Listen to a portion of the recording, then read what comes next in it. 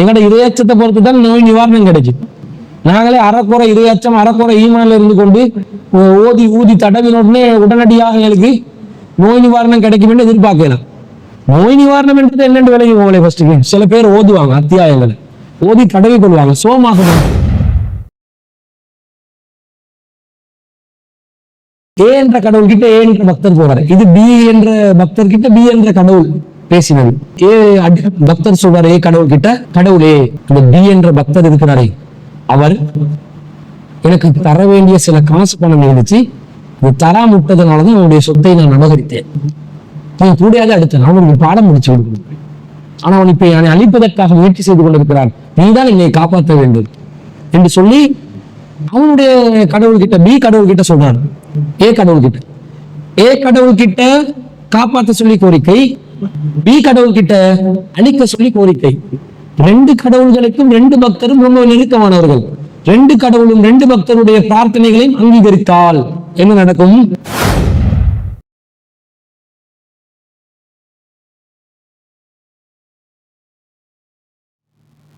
அஸ்ஸலாமு அலைக்கும் வரஹ்மத்துல்லாஹி வபரகாத்துஹு. அல்ஹம்துலில்லாஹ் நஹ்மதுஹு வ நஸ்தஈனுஹு வ நஸ்தக்ஃபிருஹு வ நஊது பில்லாஹி மின் ஷுரூரி அன்ஃபுஸினா வ மின் ஸய்யிஆத்தி அஅமாலினா. من يهده الله فلا مضل له ومن يضلل فلا هادي له واشهد ان لا اله الا الله وحده لا شريك له واشهد ان محمدا عبده ورسوله اما بعد. அகிலத்தை படைத்து பரிபாலிக்கக்கூடிய எல்லாம் அல்ல அல்லாஹ்வுக்கு புகழ் அனைத்தும். அல்லாஹ்வின் சத்திய புகழ் எம்மீரிலும் மேலான கண்மணி நாயகம் ஸல்லல்லாஹு அலைஹி வஸல்லம் அவர்கள் மீதும் அன்னவர்களை பின்பற்றி வாழக்கூடிய அனைத்து முஸ்லிம்கள் மீதும் எல்லாம் வல்ல அல்லாஹ்வின் கருணையும் சாந்தியும் என்னும் நடத்துவாங்க. அன்றைக்குரிய எல்லாம் வல்ல அல்லாஹ்வின் நல்லடியார்களே, சிவன் தௌஹீத் ஜமாத் பாலிகாவத்து கிளையூடாக ஏற்பாடு செய்யப்பட்டிருக்கக்கூடிய ரமலான் மாதத்தில் பெண்களுக்கான விசேட தம்பியார் நிகழ்ச்சியிலே தஃப்சீர் வகுப்பில் நாங்கள் அமர்ந்திருக்கிறோம். நாங்கள் இதுவரையும் தஃப்சீர் என்றால் என்ன என்பதை ஆரம்ப கட்டமாக அல் குர்ஆன் விளங்குவதற்கு எளிதானது என்ற தலைப்பிலும், அல் குர்ஆன் மனிதர்களுக்கு நேர்வழி காட்டுமே தவிர வழி கெடுக்காது என்ற தலைப்பிலும், பின்னர் ஒரு தஃப்சீர் எதற்காக வேண்டி நமக்கு அவசியப்படுது என்ற விளக்கங்களோட சூரத்துல் லஹபுடைய விளக்கத்தையும், சூரத்துல் ஃபலக்குடைய விளக்கத்தையும், சூரத்துல் நாசுடைய விளக்கத்தையும் நாம் இதுவரை பார்த்திருக்கிறோம். இன்றைய தினம் சூரத்துல் இஹ்லாஸுடைய விளக்க உரையை நாம் பார்க்கிறோம். சூரத்துல் இஹ்லாஸ் என்றால் உங்களுக்கு தெரியும், திருக்குர்ஆன்ல 112வது அத்தியாயம். இஹ்லாஸ் என்ற வார்த்தைக்கு உள தூய்மை, மன தூய்மை என்று அர்த்தம்.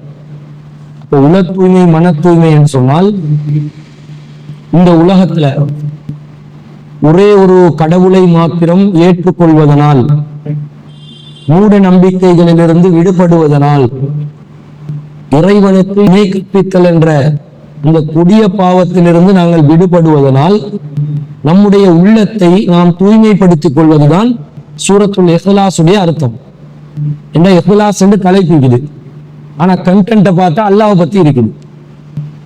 சூரத்துல் இஹ்லாஸ் நமக்கு தெரியும், அஊது பில்லாஹி மினஷ் ஷைத்தானிர் ரஜீம், பிஸ்மில்லாஹிர் ரஹ்மானிர் ரஹீம், குல் ஹுவல்லாஹு அஹத் அல்லாஹுஸ் ஸமத் லம் யலித் வலம் யூலத் வலம் யகுல் லஹு குஃபுவன் அஹத்.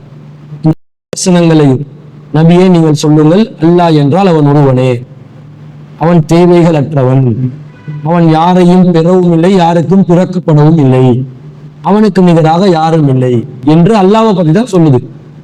அல்லாஹ்வை பத்தி சொல்லக்கூடிய இந்த அத்தியாயத்துக்கு ஏன் இஹ்லாஸ் என்று பேர் என்று கேட்டா, அதுக்கு காரணம் அதில் உள்ள உள தூய்மை, அல்லாஹ்வுடைய ஏகத்துவத்தை சொல்லி இந்த ஏகத்துவத்தை நாங்கள் பின்பற்றுவதனால் எங்களோட மனசுல அல்லாஹ்வை பற்றிய தூய்மையான ஒரு எண்ணம், இஸ்லாத்தை பற்றிய தூய்மையான ஒரு எண்ணம், மற்றும் உலகத்தில் இருக்கிற எல்லா மார்க்கங்கள் சித்தாந்தங்களையும் இருக்கக்கூடிய கொள்கை கோட்பாடுகளை விட மிகவும் பரிசுத்தமான ஒரு கொள்கை என்ற அடிப்படையில இந்த இஹ்லாஸ் என்ற பேரை நாங்க பார்க்கிறோம்.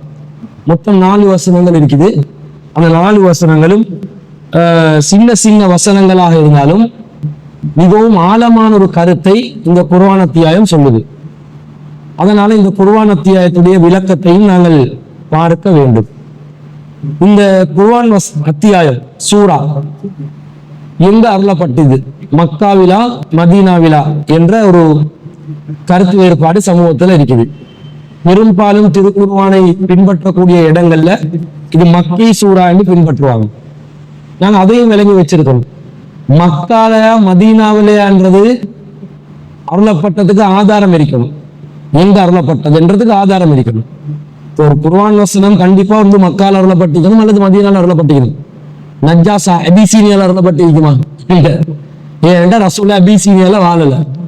மக்கா இல்லாட்டி மதீனால தான் அருளப்பட்டது. ஆனா மக்காவில் ஒரு குர்ஆன் வசனம் மக்காவில் அருளப்பட்டதா மதீனாவில் அருளப்பட்டதா என்பதை இந்த குர்ஆன் அத்தியாயம் இறக்கி அருளப்பட்ட சமூகம் தான் சொல்லணும், சஹாபாக்கள் தான் சொல்லணும். அவங்க தான் அந்த குர்ஆன் வசனத்தை பெற்றுக்கொண்டவர்கள். அப்ப எங்க அருளப்பட்டது என்று அவங்க விளக்கம் சொன்னாதான் எனக்கு தெரியும். அவங்க சொல்லலண்டா எனக்கு பிரச்சனையும் இல்லை. ஏன் ஒரு வசனம் எங்க அருளப்பட்டது என்றது கட்டாயம் எங்களுக்கு தேவை என்றது இல்லை. அது தெரியாதான் குர்ஆன் வசனங்களை எங்களுக்கு பின்பற்ற தெரியாட்டி பின்பற்ற இயலாவா? சில வசனங்கள் ஆதாரத்தோட இந்த இடத்துலதான் அருளப்பட்டு சென்று வந்தா மேலதிக விளக்கம் கிடைக்கும், அவ்வளவுதான். இல்லைண்டா அந்த வசனத்தில் உள்ள கருத்தை பின்பற்றி போறோம். எங்கே அருளப்பட்டது என்று தெரியவில்லை, எனவே வசனத்தை பின்பற்ற மாட்டேன் என்று யாரும் சொல்ல மாட்டோமே. எங்களுக்கு அது மேட்டர் இல்லையே. எங்கேயாவது ஒரு இடத்துல மக்கால் இல்லாட்டி மதீனால அருளப்பட்டு இருக்கும் என்று விலகி கொண்டு போக வேண்டியதானே. ஆனா நம்ம ஆக்கள் என்ன பண்ணிட்டாங்கன்னா, குர்ஆன்ல ஒரு அத்தியாயத்தை பிரிண்ட் பண்ற நேரத்துல எல்லாம், குர்ஆனை பிரிண்ட் பண்ற நேரம் எல்லாம் இது மக்கி சூரா மதனி சூரா என்று கன்ஃபார்ம் பண்ணியே பிரிண்ட் பண்றாங்க. அதுக்கு நல்ல ஒரு உதாரணம் தான் இந்த சூரத்துல் இக்லாஸ். எந்த தர்ஜுமாக்கள் எந்த குர்ஆன் பிரிண்ட் பண்ற அரபு மட்டுமுள்ள குர்ஆனை பிரிண்ட் பண்றதா இருந்தாலும் சூரத்துல் மக்கியா, இது சூரத்துல் மதனியா என்று போடுவாங்க. இப்ப மக்கியா மதனியாண்டு அவங்க போடுறதா இருந்தா அதுக்கு ஆதாரம் வேணுமா இல்லையா? ஆதாரம் வேணும். ஆனா சூரத்துல் இக்லாஸ் மக்காவில் அருளப்பட்டது என்பதற்கு ஒரு பலவீனமான ஹதீஸ் தான் இருக்குது. ஒரு முறை முஷ்ரிக்கீன்கள் அன்னல் முஷ்ரிக்கீன காலு ரசூலுல்லாஹி ஸல்லல்லாஹு அலைஹி வஸல்லம் உன்சுப் லனா ரப்பக, முஷ்ரிக்கீன்கள் ரசூலுல்லாஹ்விடம் வந்து உங்களுடைய இறைவன் யார் என்று அதற்கு விளங்கப்படுத்துங்க என்று சொன்ன நேரத்துல ஃபஅன்ஸலல்லாஹு குல் வல்லாஹு அஹத் என்று சொல்லி அந்த சூரா அருளப்பட்டதாக வருது. ஆனா இந்த ஹதீஸ் பலவீனமான ஹதீஸ். நம்ம முஷ்ரிக்கீன்களா இருந்தா மக்கால தானே முஷ்ரிக்கீன்கள் வாழ்ந்தார்கள், மதீனால வாழ்ந்தது யூதர்களும் கிறிஸ்தவர்களும் தானே. அவங்க முஷ்ரிக்கீன்கள் தான், ஆனா யூதர்கள் கிறிஸ்தவர்கள். அந்த இனத்துல யூதர் கிறிஸ்தவ இனம் என்று சொல்லுவோம். ஆனா மக்கால சிலை வழிபாட்டில் ஈடுபட்டவர்களை முஷ்ரிக்கீன்கள் என்று அழைப்போம். முஷ்ரிக்கீன்கள் கேட்டதனால இது மக்கால் அருளப்பட்டதாகத்தான் பெரும்பாலான விரிவுரையாளர்கள், குர்ஆன் மொழிபெயர்ப்பாளர்கள், குர்ஆனை பிரிண்ட் பண்ணக்கூடிய நிறுவனங்கள் போட்டிருக்கிறாங்க. ஆனா இந்த ஹதீஸ் பலவீனமான ஹதீஸ் ஒன்றை வச்சு எனக்கு இந்த முடிவுக்கு வரையலாம். பலவீனமான ஹதீஸை வந்து அல் ரசூலுல்லாஹ் சொன்னாங்களா இல்லையான்னு சந்தேகம், இந்த சம்பவம் நடந்துச்சா இல்லையான்னு சந்தேகம். எப்ப சந்தேகம் இருக்குமோ அதை எனக்கு பின்பற்ற இயலாது. சந்தேகமான விஷயத்தை நாங்க பின்பற்ற கூடாது. இப்ப இந்த குர்ஆன் அத்தியாயம் மக்கால தான் அருளப்பட்டுச்சுன்னு சில பேர் என்ன சொல்றாங்கன்னா, இந்த வசனங்களுடைய நடைய பார்த்து சின்ன சின்ன வசனங்கள், திருக்குர்ஆன்ல வரக்கூடிய சிறிய சூறாக்கள் மக்காவில் அருளப்பட்டது, பெரிய சூறாக்கள் மதீனாவில் அருளப்பட்டதுன்னு பிரிக்கிறாங்க. அப்படி பிரிச்சாலும் சில சிறிய சூறாக்கள் மதீனாவில் அருளப்பட்டது, இந்த கேட்டகரி மிஸ் ஆகுது. அதனால ஆதாரம் சில பெரிய சூறாக்கள் மக்காலையும் அருளப்பட்டது, அதனால அதை ஆதாரமா வச்சு எங்களுக்கு வந்து என்ன செய்யலாது, இது மக்கியா மதனியாண்டு முடிவு செய்ய முடியாது. அப்ப இங்க இக்லாஸ் என்ற அத்தியாயம் மக்காலயா மதீனாலயான்றதுக்கு எந்த ஆதாரமும் இல்ல. அது எங்க அருளப்பட்டிருந்தாலும் ஏதாவது ரெண்டுல ஒரு ஊர்ல தான் அருளப்பட்டிருக்கும், எங்களுக்கு கருத்து தான் முக்கியம் என்று நாங்கள் முடிவு செய்யணும். அடுத்தது குர்ஆன்ல பல சூறாக்களுக்கு பல சிறப்புகள் வரும். எல்லா சூறாக்களுக்கும் சிறப்புகள் எழுதி வச்சிருப்பாங்க. சூறாக்களின் சிறப்பு, இந்த மஞ்சிலன்னு ஒரு கிதாபை வச்சிருப்பாங்க, சின்ன புத்தகம் ஒண்ணு மஞ்ச கலர்ல. அந்த மஞ்சில் இப்ப கலர் மாத்தினாலும் தெரியா, அந்த மஞ்சில் என்ற புக்ல ஒவ்வொரு சூறாவையும் போட்டு அந்த சூறாவுடைய சிறப்புகள் என்று போட்டு இருப்பாங்க. இது எல்லாமே பெரும்பாலானவைகள் பலவீனமான ஹதீஸ்கள். சிலதுகளுக்கு ஹதீஸே இல்லை, சும்மா கண்டனிட்டமா என்ன செய்யறாங்க போடுறாங்க. இப்ப சிறப்புகள் என்று குர்ஆன் வசனங்களுக்கு வந்தால் கண்டிப்பாக நாங்கள் அது ரசூலுல்லாஹ் சொன்னாங்களா இல்லையாண்டு ஆய்வு செஞ்சுட்டு தான் முடிவு செய்யணும். ஏனென்றா ஒவ்வொருத்தரும் அவங்களோட இஷ்டத்துக்கு என்ன செஞ்சிருக்கிறாங்க, குர்ஆன் வசனங்களுக்கு சிறப்புகள் எழுதியிருக்கிறாங்க. அதெல்லாம் அவங்களோட மனித கருத்துக்கள் எல்லாம் இஸ்லாம் ஆகாது. அல்லாஹ் ரசூலுல்லாஹ் சொன்னாதான் அது மார்க்கமாகும். அல்லாஹ் ரசூலை தாண்டி யாருக்கும் இதுல இந்த சிறப்பு இருக்குதுன்னு சொல்லலாம். காரணம் அது மறைவான ஞானத்தில் உள்ளது தானே. அல்லாஹ் தானே சொல்லணும் இதுக்கு இந்த சிறப்பு இருக்குது, சூரத்துல் ஃபாத்திஹாக்கு நோய் நிவாரணம் இருக்குது என்று ரசூலா தான் சொன்னாங்க. அது ரசூலா சொன்னதாக ஆதாரம் இருக்குது, நிறைய ஏற்றுக்கொள்வது. குல் அஊது பி ரப்பில் ஃபலக், குல் அஊது பி ரப்பின் நாஸ், ஃபலக் நாஸ் என்ற அத்தியாயங்கள் நம்மளை பாதுகாக்கக்கூடிய அத்தியாயங்கள் முஅவ்விதத்தைன் என்று ரசூலா சொன்னாங்க. சொன்னால் ஆதாரம் இருந்தால் அறிவிப்பாளர்கள் நம்பகமானவர்களாக இருந்தால் ஏற்றுக்கொள்வோம். அப்ப அப்படி இல்லாம நானோ நீங்களோ என்ன செய்யறது, முடிவு செய்யறது. மன்சில் என்றத ஜக்கரியா மௌலானா என்று சொல்லக்கூடிய தப்லீக் ஜமாத்துடைய ஒரு முக்கியமான ஷேகுல் ஹதீஸ் என்று அவரை வர்ணிப்பார்கள். அவர் எழுதின அவருடைய கருத்து உள்ளடக்கப்பட்ட ஒரு புத்தகம். அவருடைய குடும்பம் இந்த அத்தியாயங்களை இந்த ஓதினதனால் அவங்களோட அனுபவத்தில் அவங்க கண்ட சிறப்புகள் என்றுதான் அவங்க சொல்றாங்க. ஜக்கரியா மௌலானா அவர்கள் ஷேகுல் ஹதீஸா இருந்துட்டு போட்டு பிரச்சனை இல்லை. ஆனால் அதனால அந்த அத்தியாயங்களுக்கு அவர் சிறப்பு கொடுக்கிறாரு. அல்லாவுடைய தூதருடைய அந்தஸ்துக்கு அவரை கொண்டு போகிறாரு. அவர் அல்லாவுடைய அடிமை தானே, தூதர் இல்லையே. தூதர்களும் அடிமைகள் தான். தூதர்களுக்கு வழி வரும், ஏழை அடிமைகளுக்கு வழி வராது. அப்ப இவருக்கு வகி வருமா இந்த சிறப்பு என்று சொல்ல எனக்கும் சொல்லலாம், உங்களுக்கும் சொல்லலாம், அல்லாவுடைய தூதர் அல்லாத யாருக்கும் சொல்லலாம், சஹாபாக்களுக்கும் சொல்லலாம். இந்த அத்தியாயத்துல இந்த சிறப்பு இருக்குது. சஹாபாக்கள் இந்த அத்தியாயத்துக்கு இந்த சிறப்பு என்று சொன்னா அது ரசூலா கிட்ட டபுள் செக் பண்ணிக்கொள்ளணும். ரசூலா அதை அங்கீகரித்தால் தான் அது உண்டு. அங்கீகரிக்கவில்லை என்றால் அந்த சிறப்பு இல்லை என்றது பொதுவான ஒரு அடிப்படை உசூல். அதையும் நாங்கள் விளங்கிக் கொள்ளணும். ஆனா சூரத்துல் இஹ்லாஸுக்கு நிறைய சிறப்புகள் உள்ளதாக ஹதீஸ்கள் வருது. அதுல ஒரு சில ஹதீஸ்களை நாங்க பார்ப்போம். ரசூல் ஸல்லல்லாஹு அலைஹி வஸல்லம் ஒரு மனிதரை ஒரு வேலைக்காக வேண்டி அனுப்புறாங்க. ஒரு குழுவுக்கு தலைவராக நியமிச்சு அனுப்புறாங்க, படைப்பிரிவுக்கு. பாஸ ரஜுலன் அலா ஸரியத்தின், ஒரு படைப்பிரிவுல சின்ன ஒரு படைக்காக தளபதியை அனுப்புறாங்க. வகான யக்ரவு லிஅஸ்ஹாபிஹி ஃபீ ஸலாத்திஹி, அவர் தன்னுடைய தோழர்களுக்கு தொழுகையின் போது ஃபயஹ்திமு பிகுல் ஹுவல்லாஹு அஹத், என்ன குர்ஆன் அத்தியாயத்தை ஓதினாலும் கடைசியில குல் ஹுவல்லாஹு அஹத் ஓதுவார். அதாவது குல் ஹுவல்லாஹு அஹத் என்ற அத்தியாயத்தை அல்லாஹு அக்பர் என்று அல்ஹம்து சூரா ஓதிட்டு பிறகு சின்ன சூறா ஓதிக்கொள்ளலாம், சின்னதோ பெருசோ ஒரு அத்தியாயத்தைகளுக்கு ஓதிக்கொள்ளலாம் தானே.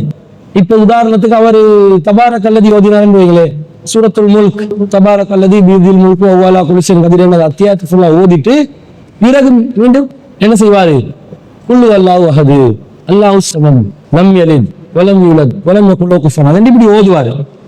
அப்ப ரஜஉ ஜக்கரு தாலிக லிநபி ஸல்லல்லாஹு அலைஹி வஸல்லம், அவங்க திரும்பினோடனே ரசூலுல்லாஹ் கிட்ட போயிட்டு அல்லாஹ்வின் தூதரே இவர் இப்படி செய்கிறாரு, என்னமோ தெரியல, எல்லா சூறாக்கும் பின்னாடி மீண்டும் என்ன செய்யறாரு, சூரத்துல் இஹ்லாஸ ஓதுறாரு என்று சொன்னே ரசூலுல்லாஹ் கேக்குறாங்க, ஃபகால ஸலூஹு லிஅய்யி ஷைஇன் யஸ்னஉ தாலிக, அவர்கிட்ட போய் கேளுங்க எதனால இதை நீங்க செய்றீங்க என்று கேளுங்க.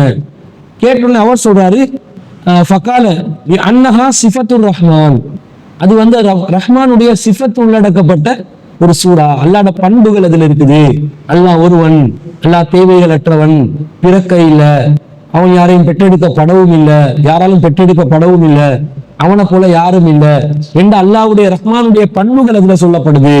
வஅன உஹிப்பு அன் அக்ரா பிஹா, எனவே நான் அதை ஓதுவதை விரும்புகிறேன் என்று மனிதர் சொல்கிறார்.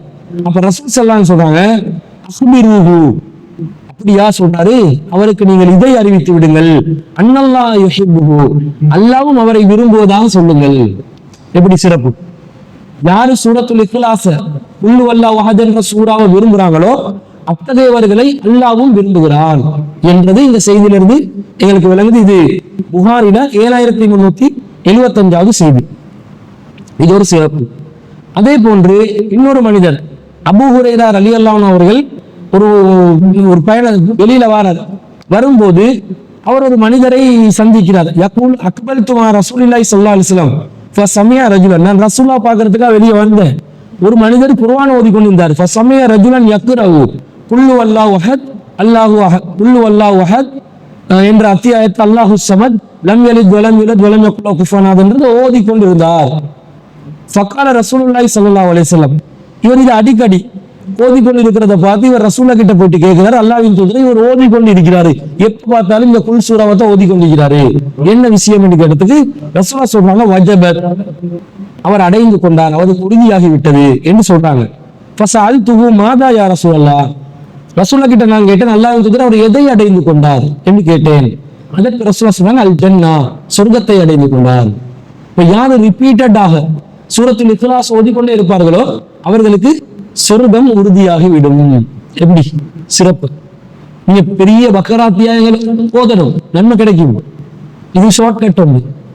இதோ அடிக்கடி சும்மா முசுப்புல இருக்கும் போது பாட்டு படிச்சு கொண்டிருக்காம சும்மா ட்ரீட்ல என்ன நடக்கும், பாட்டு தானே வாய்க்கு வரும்.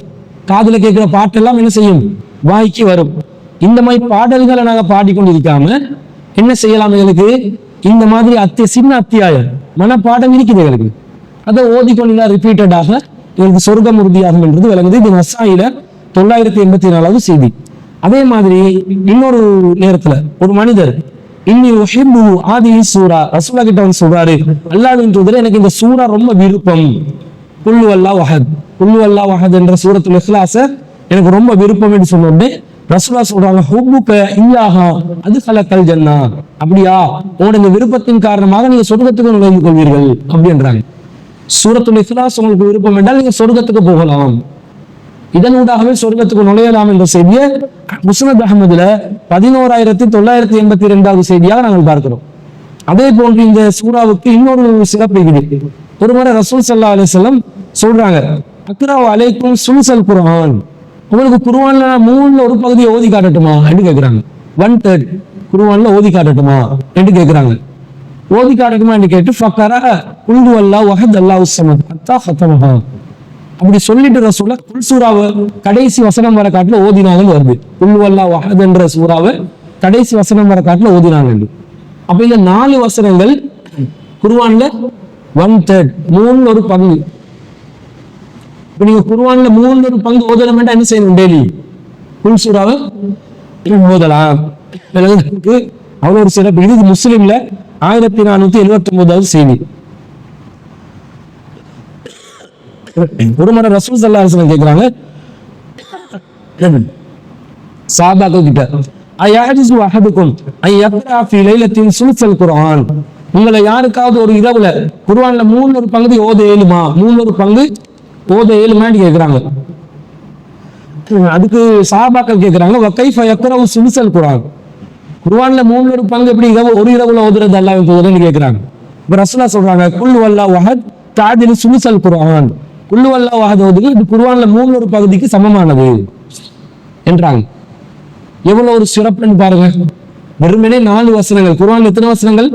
6236. நினைவு நிக்கிறே இல்லையா? 6236 நினைவு வச்சுக்கோங்க. 6236 6236 வசனங்கள். அதுல 3ல ஒன்றா கிட்டத்தட்ட 2116 வசனங்கள், 18 வசனங்கள். 2118 வசனங்கள் 4 வசனங்களுக்கு ஈக்குவல் என்றாங்க ரசூல் ஸல்லல்லாஹு அலைஹி வஸல்லம். இதெல்லாம் ஜாக்பாட் இதுக்குதான். 4க்கு 2000 500 மடங்கு. 500 மடங்கு குர்ஆன் ஓதுன நன்மை உங்களுக்கு என்ன செய்யுது, இந்த ஒரு அத்தியாயத்தை ஓதுவதன் ஊடாக கிடைக்குது. அப்ப இந்த அத்தியாயத்தை நாங்க பழக்கமாக்கணும், எங்களுக்கு விருப்பமானதாக மாற்றிக்கொள்ளணும். இந்த செய்தி முஸ்லிம்ல 1477வது செய்தியா வருது. அதே மாதிரி புகாரில 5013வது செய்தியில ரசூலுல்லாஹ் சொல்றாங்க, அபூ ஸைத் அல் குத்ரி ரலியல்லாஹு அன்ஹு சொல்றாங்க, அன்ன ரஜுலன் சம்ய, ஒரு மனிதர் யக்ரவு குல் வல்லாஹு அஹத் யுரத்திதுஹா, மீண்டும் மீண்டும் குல் வல்லாஹு அஹத் சூராவை ஓதிக்கொண்டிருந்தார். அதை அபூ ஸைத் அல் குத்ரி ரலியல்லாஹு அன்ஹு கேட்கிறாங்க. ஃபலம்மா அஸ்பா ஜா இலா ரசூலுல்லாஹி ஸல்லல்லாஹு அலைஹி வஸல்லம் ஃபذكر ذلك له, சுபஹானதும் அவர் ரசூலுல்லாஹ் கிட்ட வந்து இதை பற்றி நினைவூட்டினார். வகான ரஜுலு யதகால்லுஹா, மனிதர் அந்த மனிதர் இதை திருப்பி திருப்பி ஓதிக்கொண்டிருக்கிறார். என்ன காரணம் என்று கேட்ட நேரத்துல ரசூல் ஸல்லல்லாஹு அலைஹி வஸல்லம் சொல்றாங்க, வல்லதி நஃப்ஸி பியதிஹி இன்னா லதஅதிலு சுல்சல் குர்ஆன், என்ற உயிரை எவன் கைவசத்தில் இருக்கிறதோ அந்த அல்லாஹ்வின் சத்தியமாக, இது வல்லாஹி பண்ற ஒரு மெத்தட். நீங்க வல்லாஹி பண்ணுங்க, வல்லதி நஃப்ஸி பியதிஹி, இதையும் பழக்கத்துக்கு கொண்டு வரலாம். வல்லாஹி வல்லாஹி என்று சொல்லுவாங்க என்னடாக்கள், வல்லாஹி பில்லாஹி தல்லாஹி சொல்லலாம். இதே மாதிரி சத்தியம் பண்ற ஒரு மெத்தட் தான் வல்லதி நஃப்ஸி பியதிஹி. இது நல்லா இருக்குன்னு தானே சொல்லலாம். சொல்லி பாருங்க, உங்களுக்கு நிறைய அரபு தெரியும் என்றெல்லாம் நினைப்பாங்க. வல்லதி நஃப்ஸி பியதிஹி, எனது உயிர் எவன் கைவசத்தில் இருக்கிறதோ அந்த இறைவன் மீது சத்தியமாக. ரசூலுல்லாஹ் பெரும்பாலான சந்தர்ப்பங்களை இப்படிதான் சத்தியம் பண்ணுவாங்க. வல்லாஹி என்று சொன்னதை விட அதிகமா வல்லதி நஃப்ஸி பியதிஹி, எனது உயிர் எவன் கைவசத்தில் இருக்கிறதோ அந்த அல்லாஹ் மீது சத்தியமாக. அதுல கொஞ்சம் இன்னும் இரையச்சம் இருக்குது, உயிரை சம்பந்தப்படுத்தப்படுது, அல்லாஹ்வுடைய கண்ட்ரோல் இருக்கிறதா வருது, அல்லாஹ் எங்களை அடிமைப்படுத்தி வச்சிருக்கிறார் என்ற உணர்வு வருது, எல்லாமே இதுல உள்ளடக்கப்படுது. அப்ப சொல்றாங்க, அந்த மாதிரி சத்தியம் பண்ணி இது வந்து குர்ஆன் 3 பகுதிக்கு ஈக்குவலானதாக இருக்குது என்று சொல்றாங்க. இதுவும் அதனுடைய ஒரு சிறப்பம்சமா இருக்குது. இதே மாதிரி ஒரு நாள் ரசூல்லா வந்து மக்களுக்கு எல்லாருக்கும் சொல்றாங்க, உக்ஷுது ஃபைன்னி ஸஅக்ரஉ அலைக்கும் சுலுஸல் குர்ஆன். எல்லாரும் கதராகுங்க, நான் குர்ஆன்ல 3 பகுதி ஓத போறேன் என்று ரசூல் ஸல்லல்லாஹு அலைஹி வஸல்லம் என்ன சொல்றாங்க, ஃபக்ரா குல் ஹுவல்லாஹு அஹத் சும்ம தகல. குல் ஹுவல்லாஹு அஹத் சூரா ஓதிட்டு அவருக்கு ரசூல்லா உள்ளுக்கு போறாங்க வீட்டுக்குள்ள. ஃபகால பஅலுனா லிபஅலின் இன்னி உரா ஹாதா ஹபருன் ஜாஉ மினஸ் ஸமாஇ. ரசூலுக்கு ஏதோ வஹி வருது போல, அதான் போனாங்க வருவாங்க போல.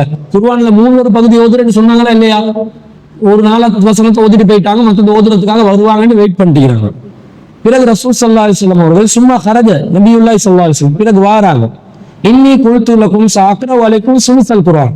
நான் குர்ஆன்ல 3 பகுதி ஓதுறத உங்களுக்கு சொன்னேன் தானே அப்படின்றாங்க. அவ சஹாபாக்கள் ஆமான்றாங்க. அல்ல இன்னஹா தஅதிலு சுலுஸல் குர்ஆன். நான் ஓதி காட்டினேன் சூரத்துல் இக்லாஸ், இதான் 3 உண்டு அப்படின்றாங்க. அவ இது வந்து டீச்சிங் மெத்தட், இது ஒரு டெக்னிக். சில விஷயங்களை வந்து விளங்க வைக்கிறதுக்காக சொல்லப்பட்டுள்ளது. இது 3 இது ஒரு டீச்சிங் மெத்தட்.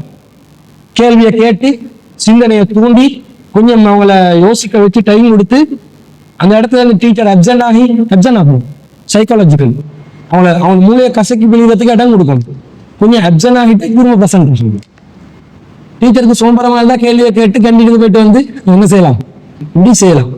இந்த மாதிரி டீச்சிங் மெத்தட்களிலும் என்ன செய்யலாம், மார்க்கத்தை சொல்லி கொடுக்கலாம். அது வந்து நிறைய ஆழமா என்ன செய்யும், பதியும். அந்த மாதிரி ஒரு டீச்சிங் மெத்தட் இன்ஷா அல்லாஹ் இன்றைக்கு நாங்கள் இஃப்தார் நிகழ்ச்சி வைக்க போறோம். சில கலந்துக்கோங்க. அப்ப இதை நாங்க பாக்குறோம். இது முஸ்லிம்ல 1479 செய்தியா பாக்குறோம். இப்ப இந்த குர்ஆன் அத்தியாயத்துல இந்த சிறப்புகள், இது இன்னும் பல சிறப்பு. இது குர்ஆன்ட ஈக்குவாலிட்டி, எவ்வளவு குர்ஆனுக்கு நிகரானதுன்றது வருது. அதே மாதிரி இந்த அத்தியாயங்களை வச்சு பாதுகாப்பு தேடவும் வேணும். ரசூல் ஸல்லல்லாஹு அலைஹி வஸல்லம் அந்த முஅவ்விதத்தைன் என்று சொன்னா ஃபலக் நாஸ் சொல்றாங்க. முஅவ்விதாத் என்று சொல்லக்கூடியது ஃபலக் நாஸ். அதுலதான் அவுது வருது. அதோட சேர்த்து குல் ஹுவல்லாஹு அஹத் என்றது சேர்த்துக்கொள்ளணும். அதுக்கு ஆதாரங்கள் இருக்குது. நபி ஸல்லல்லாஹு அலைஹி வஸல்லம் அவங்க புகாரில 4439 செய்தி, கான இதஸ்தகா நஃபஸ அலா நஃப்ஸி பில் முஅவ்விதாத். ரசூல்லா வந்து தனக்கு நோய்வாய்ப்பட்டால் தன்னுடைய கைகள்ல என்ன செய்வாங்க, ஊதுவாங்க. எதை? முஅவ்விதாத். முஅவ்விதத்தைன் என்றா ஃபலக் நாஸ். முஅவ்விதாத் என்றா அதுல இக்லாஸும் சேர்ந்து கொள்ளும். முஅவ்விதாத் ஓதுவாங்க, ஊதிட்டு ஓதுவாங்க. ஓதிட்டு ஊதுவது இல்ல, ஊதிட்டு ஓதணும். வமஸஹ அன்ஹு பியதிஹி. பிறகு அவர் தன்னுடைய கைகளால் தடவர். ஃபலம்மஸ்தகா வஜஹுல்லதி துவஃபிய ஃபீஹி. ரசூலா எப்ப வந்து நோய்வாய்ப்பட்டு மௌத்தா போறதுக்கு காரணமா இருந்தாங்களோ அந்த நேரத்துல தஃபிக்து அன்ஃபிசு அலா நஃப்ஸி பில் முஅவ்விதாத்.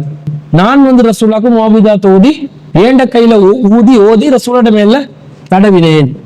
எங்களுக்கு நோய்வாய்ப்பட்டால் எங்களுக்கு ஃபிட் இருந்தா, அவரால் ஓதி கொடுத்து ஃபிட் இருந்தா ஓதி மேல ஊதிட்டு ஓதலாம். என்னோட மேல ஓதிட்டு ஊதலாம். ஊதி ரெண்டும் கிட்ட வருது.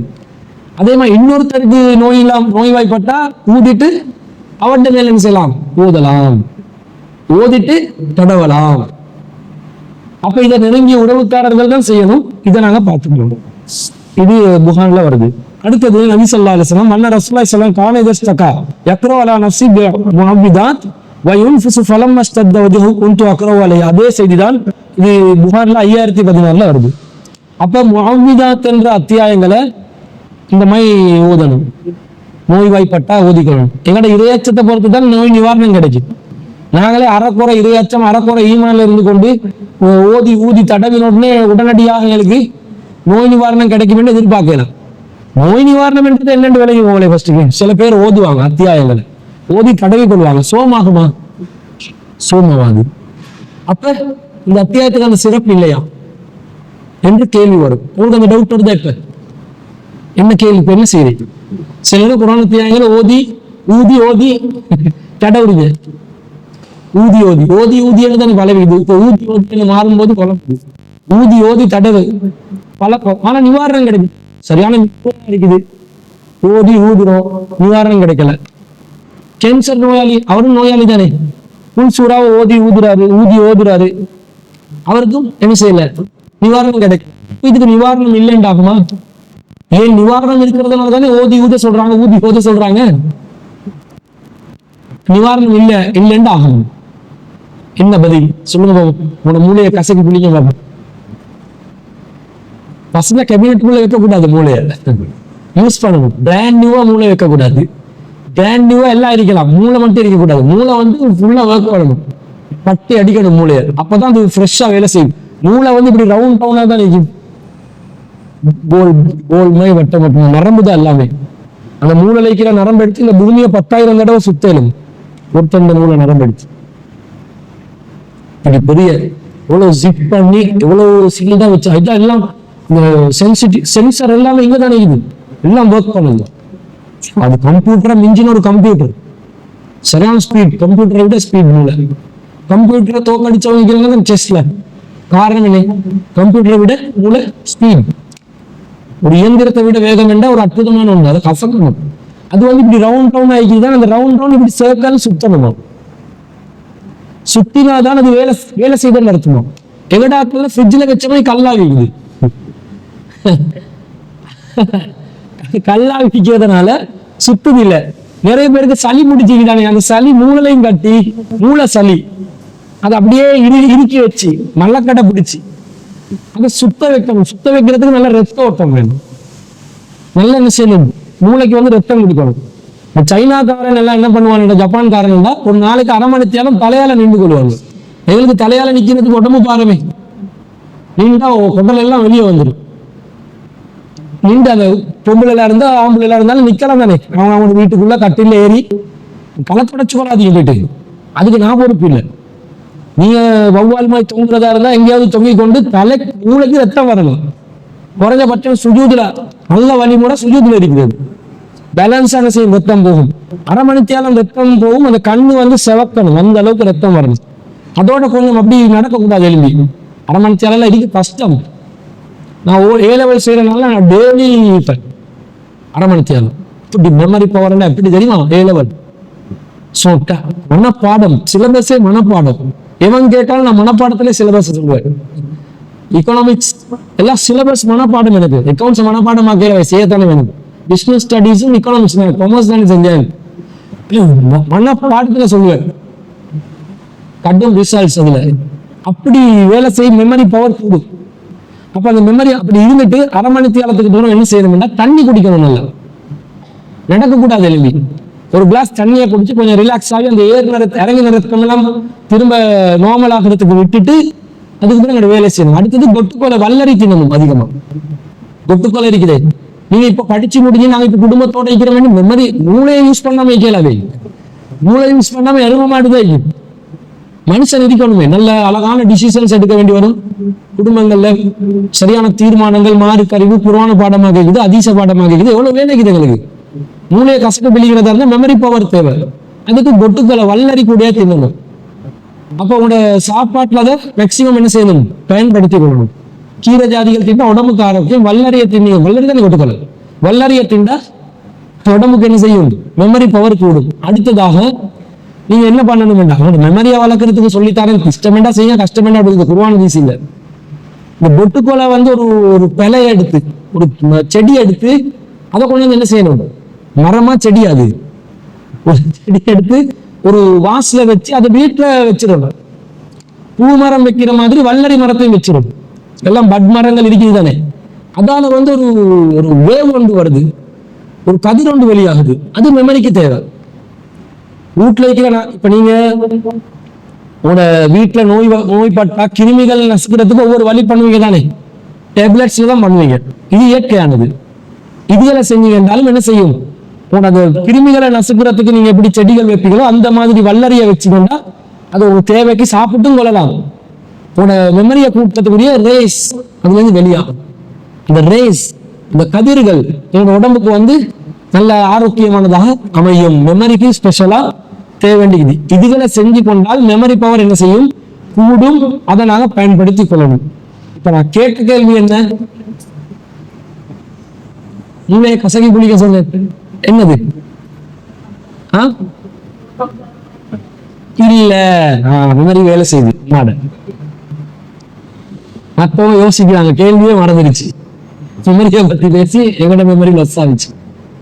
இப்ப இந்த துவா கபூலாவாமிக்குதுன்னா என்ன காரணம் என்றது முதல்ல விளக்கணும். நிவாரணம் கிடைக்கிறதா வருது. நிவாரணம் என்பது 100% நிவாரணம் என்று யாரும் நினைக்க கூடாது. உடனடியா கியூர் ஆகுறதா இருந்தா, ஒரு நோய் சோமாகுது, நீங்க டெப்லெட்டே குடிக்கிறீங்க, 100% சோமாமா? 100% சோமாமான்னு கேட்கறது. இன்றைக்கு டாக்டர்ஸ் மார்கள் எல்லாம் பெரும்பாலான கள்ளப்பயல்கள் கொடுக்கறது பெயின் கில்லர் தான் கொடுக்குறாங்க, மருந்தா கொடுக்குறான். நீங்க தலைவலின்னு போவீங்க, பெயின் கில்லர். முட்டு வலின்னு போவீங்க, பெயின் கில்லர். பல்லு வலின்னு போவீங்க, பெயின் கில்லர். எல்லா வலிக்கும் பெயின் கில்லர். நீ பெயின் கில்லர் எப்ப தரணும்? சரி, பல்ல புடுங்க போறாய், பெயின் கில்லர் தந்தா பரவாயில்லை, நோவு விளங்காம மறுக்கணும். இது எல்லாத்துக்கும் பெயின் கில்லர் தான். நீங்க மெடிசின் எடுத்தா, டாக்டர் தந்தா சும்மா அப்படியே வந்து கண்மூடித்தனமா அதை எடுத்து குடிச்சிடாதீங்க. நீங்க MBBS இல்லதான், நீங்க master of medicine and bachelor of medicine and bachelor of சயின்ஸா, நீங்க MBBS நீங்க மருந்தை பத்தி ஆராய்ச்சி. ஆனா குறைந்தபட்சம் உங்களுக்கு அறிவு இருக்கணுமா இல்லையா? எதை பத்தி? எடுக்கிற மருந்து என்ன பாருங்க, டைப் பண்ணி. இன்றைக்கு தானே கூகுள் காரி எங்களுக்கு எல்லாம் சொல்லித்தாரா. கூகுளி காரி ஒருத்தரிக்கிறாவே, அவகிட்ட எதை கேட்டாலும் சொல்லி தருவா. தெரியாத நிறைய விஷயம் தெரியாதது தெரியாண்டுவா, நோ கமெண்ட்ஸ் அண்டுவா. அவகிட்ட கேட்டா அவ சொல்லுவா, தேடி பார்த்தா இது வந்து பெயின் கில்லரா இல்லையா? பெயின் கில்லர் தான் நிறைய கொடுக்குறாங்க. நிவாரணம் என்பது 100க்கு 100 என்றது இல்லை. பெயின் அளவிக்குது. 1% கிடைச்சாலும் நிவாரணம் தான், 100% கிடைச்சாலும் நிவாரணம் தான். வேரியபிள், அது வித்தியாசமாகும், கூடும் குறையும். அதே மாதிரி சூரத்துல் இக்லாஸ் நோய் நிவாரணமாக வந்து அத்தியாயத்தை போட்டோடனே நிவாரணமாகணும் என்றது நிவாரணம் கிடைக்கும். சில பேர்கிட்ட ஈமான் அளவுக்கு 10%, சில பேர்கிட்ட ஈமான் அளவுக்கு 90%, சில பேர்கிட்ட ஈமான் அளவுக்கு 0.5. ஒன்றுமே பண்ண மாட்டேன், இதை மட்டும் போதுனா ஓதினத்துக்காக ஒரு 0.5 நிவாரணம். எல்லாருக்கும் தெரியும் எந்த அளவுல எவனுக்கு கொடுக்கணும் என்று. அப்ப நிவாரணம் உண்டு, அளவு கூடும் குறையும். இதான் மூளை கசக்கி பிழிதலுடைய விடை. அடுத்து இந்த சூறாவுடைய சிறப்பு, ஃபஜ்ருடைய முன் சுன்னத்துல ரசூலுல்லாஹ் சூரத்துல் இக்லாஸ் ஓதுவாங்க. நாங்க சுபஹ்ல முன் சுன்னத் தொழுறோங்களே, அந்த முன் சுன்னத்துல ஆரம்ப ரக்காத்துல சூரத்துல் காஃபிரூன், இரண்டாவது ரக்காத்துல சூரத்துல் இக்லாஸ். இதுதான் ரசூலுல்லாஹ்வுடைய சுன்னத்து. இது புகாரில கரா ரக்காத்தில் ஃபஜ்ரி குல் யா அய்யுஹல் காஃபிரூன் வ குல் ஹுவல்லாஹு அஹத். இது முஸ்லிம்ல 1316வது செய்தி. அதே மாதிரி மஹ்ரிபுடைய பின் சுன்னத்துல, மஹ்ரிபுக்கு பின் சுன்னத்தானே வலியுறுத்தப்பட்டது, முன் சுன்னத் விரும்பினா தொலை சொல்றாங்க சொல்லுங்க. அதுலயும் யக்ரவு ஃபிர் ரக்காத்தைனி பஅதல் மஹ்ரிபி வ ஃபிர் ரக்காத்தைனி கப்லல் ஃபஜ்ரி குல் யா அய்யுஹல் காஃபிரூன் வ குல் ஹுவல்லாஹு அஹத். மஹ்ரிபுடைய பின் சுன்னத்துல முதல் ரக்காத்துல காஃபிரூன் குல் யா அய்யுஹல் காஃபிரூன், இரண்டாவதுல குல் ஹுவல்லாஹு அஹத். இது புகாரி நசாயில 982. அதே மாதிரி வித்திர்ல 3 சூறாக்களை நாங்க ஓதுவோம். 3 ரக்காத் தொழுறதா இருந்தா ரசூல் ஸல்லல்லாஹு அலைஹி வஸல்லம் கான ரசூலுல்லாஹி ஸல்லல்லாஹு அலைஹி வஸல்லம் யக்ரவு ஃபில் வித்ரி, ரசூலுல்லாஹ் வித்ர்ல ஓதுவாங்க பிஸப்பிஹ் இஸ்ம ரப்பிக்கல் அலா, ஸப்பிஹ் இஸ்ம ரப்பிக்கல் அலா ஓதுவாங்க. இரண்டாவது ரக்காத்ல வகுல் யா அய்யுஹல் காஃபிரூன், குல் யா அய்யுஹல் காஃபிரூன். மூணாவதுல வகுல் வல்லாஹு அஹத், குல் வல்லாஹு அஹத். இதுதான் தர்தீப். ரசூல் ஸல்லல்லாஹு அலைஹி வஸல்லம் செஞ்சதாக நசாயில 1710, கிட்டத்தட்ட 15 அறிவிப்புகள் வருது. இதே விஷயம் 15 ரிவாயத்துகள்ல வருது. அடுத்து ரசூல் ஸல்லல்லாஹு அலைஹி வஸல்லம் ஹஜ்ஜுக்கு போனாலும் ஹஜ்ஜில மக்காம் இப்ராஹிம் நாங்க தவாஃப் செய்வோம். தவாஃபுல் குது செஞ்ச உடனே, அந்த தவாஃப் முடிச்ச உடனே மக்காம் இப்ராஹிம் இருக்கிற அந்த இடம், மக்காம் இப்ராஹிம் அந்த கூடு இல்லை, ஏடாக்கள் கூடு மக்காம் இப்ராஹிம் ஆக்கி அதுல இப்ராஹிம் எப்படியா காலச்சின்னு போய் காலச்சொண்டு வச்சு அதுல எட்டி கொண்டுதான் இப்ராஹிம் காபா செய்யும். காபா புனர் நிர்மாணம் எட்டி கொண்டு ஒத்த கால கொக்குமை நின்று கொண்டு காபா செய்யணுமானு இவன் இப்ராஹிம் நபியை கொக்கு ஆக்குறான். ஒத்த கால நின்றாங்களாம், மத்த கால தூக்கினாங்களாம், காபாவை செஞ்சாங்களாண்டா. கல்ல தூக்கினது யாரு? பெயிண்ட் இல்ல சிமெண்ட்டை பூசினது யாரு? சிமெண்ட்டுக்கு பதில் அந்த காலத்துல இந்த பொருட்கள் எல்லாம் பயன்படுத்தினது யாரு? மொத்தத்தை சுத்தி வாரத்துக்கு அந்த ஒத்த காலில் உட்கார்ந்து கொண்டு செய்யலுமா? அது வந்து அடையாளக்கல் தெரிஞ்சது. மயில் கல் வைப்பாங்க சில ஆக்கள், மயில் கல்லே சாமி என்று கும்பிடுறவங்களும் இருக்கிறாங்க. அடையாளம். இப்ப கொழும்பு எங்க ஆரம்பிக்குது சொல்லுங்க பாபு, ஜெனரல் நாலேஜ். கொழும்புட இல்லையே சொல்லுங்க, சிட்டியிட இல்லையே, கொழும்புட சிட்டியிட இல்லையே சொல்லுங்க. அப்படி ஒன்று இருக்குதா? கொழும்புக்கு சிட்டிக்கு என்ன இருக்குதா? அந்த சைட்டால தெய்வலை தெய்வால ஒரு சின்ன பாலம் ஒண்டிக்குது, அங்கே பாருங்க கொலம்போ என்ற ஒரு போர்டு அடிச்சுக்கோம், பழைய காலத்துல கல் ஒண்டிக்கு. இந்த பக்கத்துல கொலோன்னாவை இருக்குது, வெள்ளம்பட்டி கொலோன்னாவைக்கு போகும்போது கொலோன்னா ஒரு ஏரியாவை காணும்போது கொலம்ப என்ற போர்டு இருக்கும், பச்சை கலர்ல இப்ப அடிக்கிற போர்டுல பழைய காலத்து கல்வெட்டு ஒண்டிக்கும். அந்த சைட்ல பேலியபடியை தாண்டி போகும்போது கொலம்பண்டிக்கும். இதுதான் சிட்டி, கொழும்புட இல்லை. அப்புறம் ஒரு லிமிட் கொண்டு இருக்குது, அந்த லிமிட் கல்லு ஏரியாவை குறிப்பிட்ட அந்த கல்லு தான் அந்த கல்லையே ஒருத்தர் கொழும்பு நினைச்சா, கல்லு இல்ல கொழும்பு. கொழும்பு என்பது அந்த ஏரியாக்குள்ள உள்ளது. கல்லையே ஒருத்தர் கொழும்பாக்கினா இன்றைக்கு கொழும்பு எங்க கேட்ட இந்த கல்லை காட்டுறாங்க. அந்த மாதிரி மக்காம் இப்ராஹிம் என்றது இப்ராஹிம் தங்கின இடம். மக்காம் கேம்ப், மக்காம் என்ற கேம்ப் படிச்ச இடம். கட்டுறதுக்கு கேம்ப் படிக்கணுமா இல்லையா, தங்கணுமா இல்லையா? மக்களே நடமாடாத ஊர்லதான் அவர் போயிட்டு இதை புனர்நிர்மாணம் செய்யறாரு. அவர் தங்கி கண்ட மகனோட இருந்து தான் அந்த அத்திவாரங்கள் எல்லாத்தையும் எழுப்புறாரு. அந்த இடம் தான் மக்காம் இப்ராஹிம். மக்காம் என்ற தங்கின இடம். அல்லாஹ் சொன்னான் மக்காமி இப்ராஹிம் முசல்லா, மக்காம் இப்ராஹிம் நீங்க ஒரு முசல்லாவை ஏற்படுத்திக் கொள்ளுங்கள். மின் மக்காம் இப்ராஹிம் என்றாங்க, மக்காம் இப்ராஹிமில் இருந்து தொழுமிடத்தை ஏற்படுத்திக் கொள்ளுங்கள் அல்லாஹ் சொல்றான். மக்காம் இப்ராஹிம்ல நின்று கொண்டு தொலை போகணும் வேண்டாம், அந்த ஒத்தக்கல்ல நின்று கொண்டு தொலைலுமா? ஒருத்தருக்கு தொலைலுமா? தொழலாம். அப்ப மின் மக்காம் இப்ராஹிம் வேண்டாம், மக்காம் இப்ராஹிம் ஏரியாவில் இருந்து தொழுங்கள் அர்த்தம். அந்த ஏரியாவை அடையாளப்படுத்த காபத்துள்ள பாக்ஸ் தானே. மக்காம் இப்ராஹிம் இந்த பக்கமா இந்த பக்கமா இந்த பக்கமா இந்த பக்கமா என்றதை அடையாளப்படுத்துறதுக்கு ஒரு கல் வச்சிருந்தாங்க அந்த காலத்துல. இவன் அதே மக்காம் இப்ராஹிம் ஆகிட்டான். அதை தடவி தடவி தடவி நம்ம ஆக்கள் தடவல் மன்னர்கள். காபா புடவை போயிட்டு தடவுறது, இதை தடவுறது, கபரை தடவுறது, தடவி தடவியே வாழ்க்கையை கொண்டு போறாங்க. அது ஒரு இன்ட்ரெஸ்ட் போல தடவுவது. மார்க்கத்துல பேரால் தடவுவோம் பாருங்க, எல்லாம் தடவுறது. அந்த விளக்குகளை தடவுவாங்க, ஜூஸ் எடுத்து தடவுவாங்க. ரசூலோட பேரை வந்து பாங்கல சொன்ன அஷ்ஹது அன்ன முஹம்மது ரசூலுல்லாஹ் எச்ச வந்து விரல்ல போட்டு இப்படி தடவுவாங்க. தடவி தடவியே வாழ்க்கை போது கவனமா இருந்துக்கோங்க. ஸ்பெஷலி லேடிஸ் ஆலிம் சாத்திரிடம் இருந்து கவனமாக இருந்து கொள்ள வேண்டும். இதை பார்க்கிறோம். இப்ப இந்த மக்காம் இப்ராஹிம் முஸல்லான்னு சொன்னோன்னே ஃபஜஅலல் மக்காம பைனஹு வ பைனல் பைத்தி, மக்காம வந்து காபாக்கும் இதுக்கும் நடுவுல ரசூல் ஸல்லல்லாஹு அலைஹி வஸல்லம் அமைத்துக் கொண்டு ரசூல்லா வந்து ஓதுறாங்க, 2 ரக்காத் தொழுறாங்க. உம்ரா போறவங்க மக்காம் இப்ராஹிம்ல 2 ரக்காத் தொழணும். அந்த மக்காம் இப்ராஹிம்ல தொழுற 2 ரக்காத்ல ஆரம்ப ரக்காத்ல சூரத்துல் காஃபிரூன், 2வது ரக்காத்ல சூரத்துல் இக்லாஸ். இது சூரத்துல் இக்லாஸ் உடைய சிறப்பாக சஹீஹ் முஸ்லிம்ல 2334வது செய்தியா பார்க்கிறோம். இது சூரத்துல் இக்லாஸ்க்கு வந்திருக்கு. இவ்வளவு வந்திருக்குது. ஒரு ரொம்ப முக்கியமான வைட்டல் சூரா இது. Very very important. இந்த சூரா குர்ஆன்ல இந்த மாதிரி ஒரு முக்கியத்துவத்தை நீங்க பார்த்துக்க மாட்டீங்க. இதை பார்க்கிறோம். அப்ப நீங்க இதோட பரிச்சயம் ஆகிக்கொள்ளணும். இப்ப கருத்துக்கு போகுது. அல்லாஹ் என்ன சொல்றான்? பிஸ்மில்லாஹிர் ரஹ்மானிர் ரஹீம் சொல்லியாச்சு. பிஸ்மில்லாஹ் விளக்கத்தையும் பார்த்தோம். அப்ப அல்லாஹ் சொல்றான், குல் ஹுவல்லாஹு அஹத். நபியே குல் சொல்லுங்கள், ஹுவ அவன், அல்லாஹ் அல்லாஹ் அஹத் சொல்லுங்கள், அவன் அல்லாஹ் ஒருவனே. சொல்லுங்கள் அவன் அல்லாஹ் ஒருவனே, அல்லது சொல்லுங்கள் அல்லாஹ் அவன் ஒருவனே. இது என்ன? சொல்லுங்கள் அல்லாஹ் ஒருவனே. ஓகே ஆகிதா? மேட்சிங் ஆகிதா? குல் அல்லாஹு அஹத், சொல்லுங்கள் அல்லாஹ் ஒருவனே. குல் ஹுவ அல்லாஹு அஹத், சொல்லுங்கள் அவன் அல்லாஹ் ஒருவனே. சம்திங் டிஃபரண்ட் ஒன்று இதுதானே. அல்லாஹ் ஒருவனே என்று சொல்லுங்கள் என்பதற்கு பதிலாக அல்லாஹ் அவன் ஒருவனே, சொல்லுங்கள் அவன் அல்லாஹ் ஒருவனே என்றா வித்தியாசம் ஒன்று இருக்குது. இது அரபுல உள்ள ஒரு இலக்கணம். இலக்கியம் இல்ல, லிட்ரேச்சர் இல்ல, கிராமர், இலக்கணம். என்ன இலக்கணம்? அரபுல இந்த மாதிரி ஹுவ என்ற வார்த்தைகள் ஒரு விஷயத்துக்கு முன்னாடி போட்டால் அந்த சப்ஜெக்டே இதுதான் என்று அர்த்தம். குல் ஹுவ அல்லாஹ் வேண்டா, ஹுவக்கு பின்னாடி அல்லாஹ் தானே வருது. அல்லாஹ்க்கு முன்னாடி ஹுவ வந்துருச்சு. அப்ப எப்படி அர்த்தம் வேண்டா, அல்லாஹ் என்றாலே,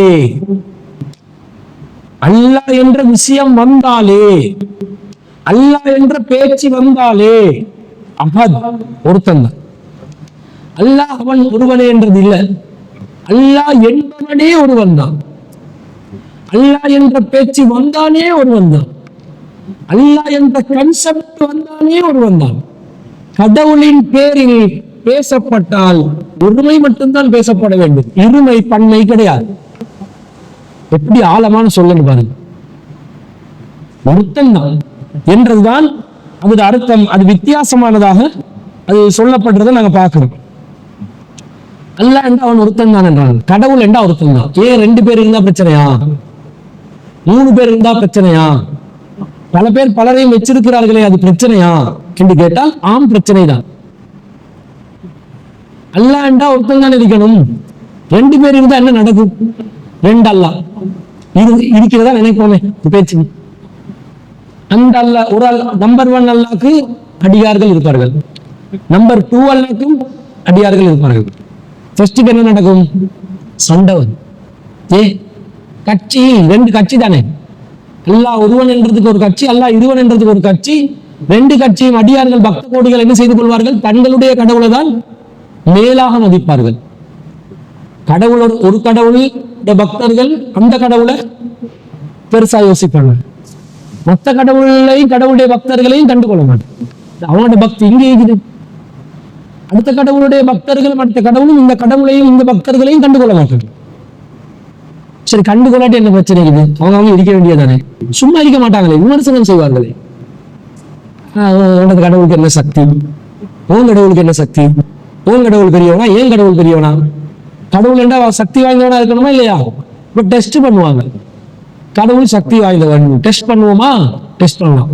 கடவுள்மார்கள் என்ன செய்வாங்க? 2 பேரும் ஒரு கிரவுண்டுக்கு வந்து சண்டை போடுவாங்க. அவர் அங்கிருந்து அக்னி அனுப்ப, இவர் இங்க இருந்து மின்னலா அனுப்ப. பாத்துக்கிறீங்களா? கடவுள் கதைகள்ல காட்டுவாங்க. அவர் அங்கிருந்து ஐஸ் மலை ஐஸ் கொட்ட வைக்க, இவர் இங்க இருந்து ஃபயர் அனுப்ப. 2 நடுவு ஆளான் சண்டை போட மாட்டாங்க, அவங்க கிட்ட இருந்து வெளியோட சக்தி தான் சண்டை போடுது. கடைசியில் என்ன ஆகுது? நடந்து ஒன்று தோத்து போகும். தோத்து போனா ஒருத்தர் தானே வெள்ளணும். கடவுள் தோத்து போகாம இருந்துட்டு காலம் முழுக்க கடவுள் சண்டை பிடிச்சு கொண்டே இருப்பாங்க. உலகத்துல வேலை பார்க்கறதுக்கு டைம் இல்லை. 2 பேரும் ஆளானுக்கு ஃபயர் அனுப்பி அனுப்பி இருக்க வேண்டியதுதான். இங்க பக்த கோடிகள் பிரார்த்தனை செய்வாங்க, அதுக்கு கேட்கறதுக்கு அவருக்கு நேரம் கிடைக்காதே. ஏன் சண்டை பிடிச்சு கொண்டு இருக்கிறாரு அவரு? உலகத்தை இயக்க வைக்கணுமே. பூமி சுத்தாது, அப்படி ஸ்தம்பிச்சு நிற்கும். பூமி சுத்தாட்டி நாங்கெல்லாம் செத்துருவோம். வேகமா சுத்தி கொண்டிருக்கிற பூமி நின்று சென்று வைங்களே, ஃபர்ஸ்ட்டுக்கு என்ன நடக்கும்? நீங்க என்னால மூளை சிதறி செத்துருவோம். பூமி சுத்தாமை நிற்கணும் துவா செஞ்சிடாதீங்க, செத்து போறவன் அர்த்தம். ஒரு அவருக்கு 1600 கிலோமீட்டர் வேகத்துல பூமி சுத்துது. 1600 கிலோமீட்டர் பெர் ஹவர். நாங்க அதிகமா உலகத்துல இங்க பூமியில ஒரு பைக்ல போனா எத்தனை ஸ்பீட்ல போகும்? மாப்பிள்ளை முன்னாடி புதிய பைக் வாங்கி ஸ்பீட்ல போறாங்க, கலர்ஸ் காட்ட. நிறைய பேர் ஆக்சிடென்ட் ஆகுது. எத்தனை ஸ்பீட்ல போவாங்க? அது இப்ப வர பைக் பாருங்க, இப்படி இப்படி தொங்கிக்கொண்டு ஈட்டா லெவல். இப்ப ஒரு பிரேக் அடிச்சு அப்படியே போயிட்டு அடுத்த பைக்ல போயிட்டு உட்கார்ந்து கொள்வோம். அதுக்கேற்ற மாதிரி தான் அந்த ஆபாசமா தான் பைக்கை டிசைன் பண்ணணும். ஆபாசத்துடைய ஆபத்து இப்படிதான் போவாங்க. சிலவங்க பாருங்க உய் ஏண்டுவாங்க, சத்தத்துக்கு எரிச்சலாகி பைக் போவாது. என்ன பண்றாங்களே தெரியல. இப்ப சில பேர் வந்து உயும் இல்லை ஐயும் இல்லை, இந்த ஸ்கூட்டின்னு ஓட்டாங்க, படுத்துறாங்க ஒரு பாடு என்ன அல்லாவே. அதுலயும் ஸ்பெஷலா பொம்பளை ஓட்ட ஆரம்பிச்சு இந்த ஸ்கூட்டி. இந்த ரோட் ரூல்ஸ் எல்லாம் என்ன ஆகுதுன்னு தெரியல. ஸ்கூட்டி ஓட்டுறவங்க பாருங்க, இப்படி ஏண்டுவோம் அப்படி ஏண்டுவோம். ஏன் அது முறுக்க இருக்கும் தானே, கியர் எல்லாம் கிடையாது. கியரை போட்டு உடைச்சி நிறுத்தி நிதானமா ஓட்டுறதும் இல்லை, முறுக்கினா ஓடிடும். பிரேக் அடிச்சா நின்றுடும். காரணமும் இல்லையா? இப்படி என்றான் அப்படி என்றான் இப்படி என்றான், வீட்டுக்குள்ள நடந்து போற மாதிரி பைக் ஓட்டுறான் ரோட்ல பாக்குறோம். சரி, ஆக வேகமான ஒரு பல்சர்ல போறான்னு வைங்க, எத்தனை ஸ்பீட்ல ஆக போவான்?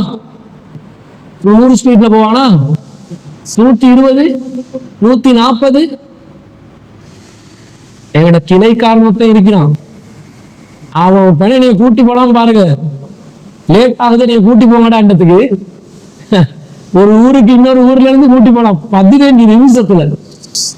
கிட்டத்தட்ட ஒரு நான் நினைக்கிறேன் ஒரு 30 கிலோமீட்டர் மாதிரி 15 நிமிஷத்துல அள்ளி கொண்டு போனான். என்ன கண்ணை பொத்தி கொண்டு தான் போனேன்.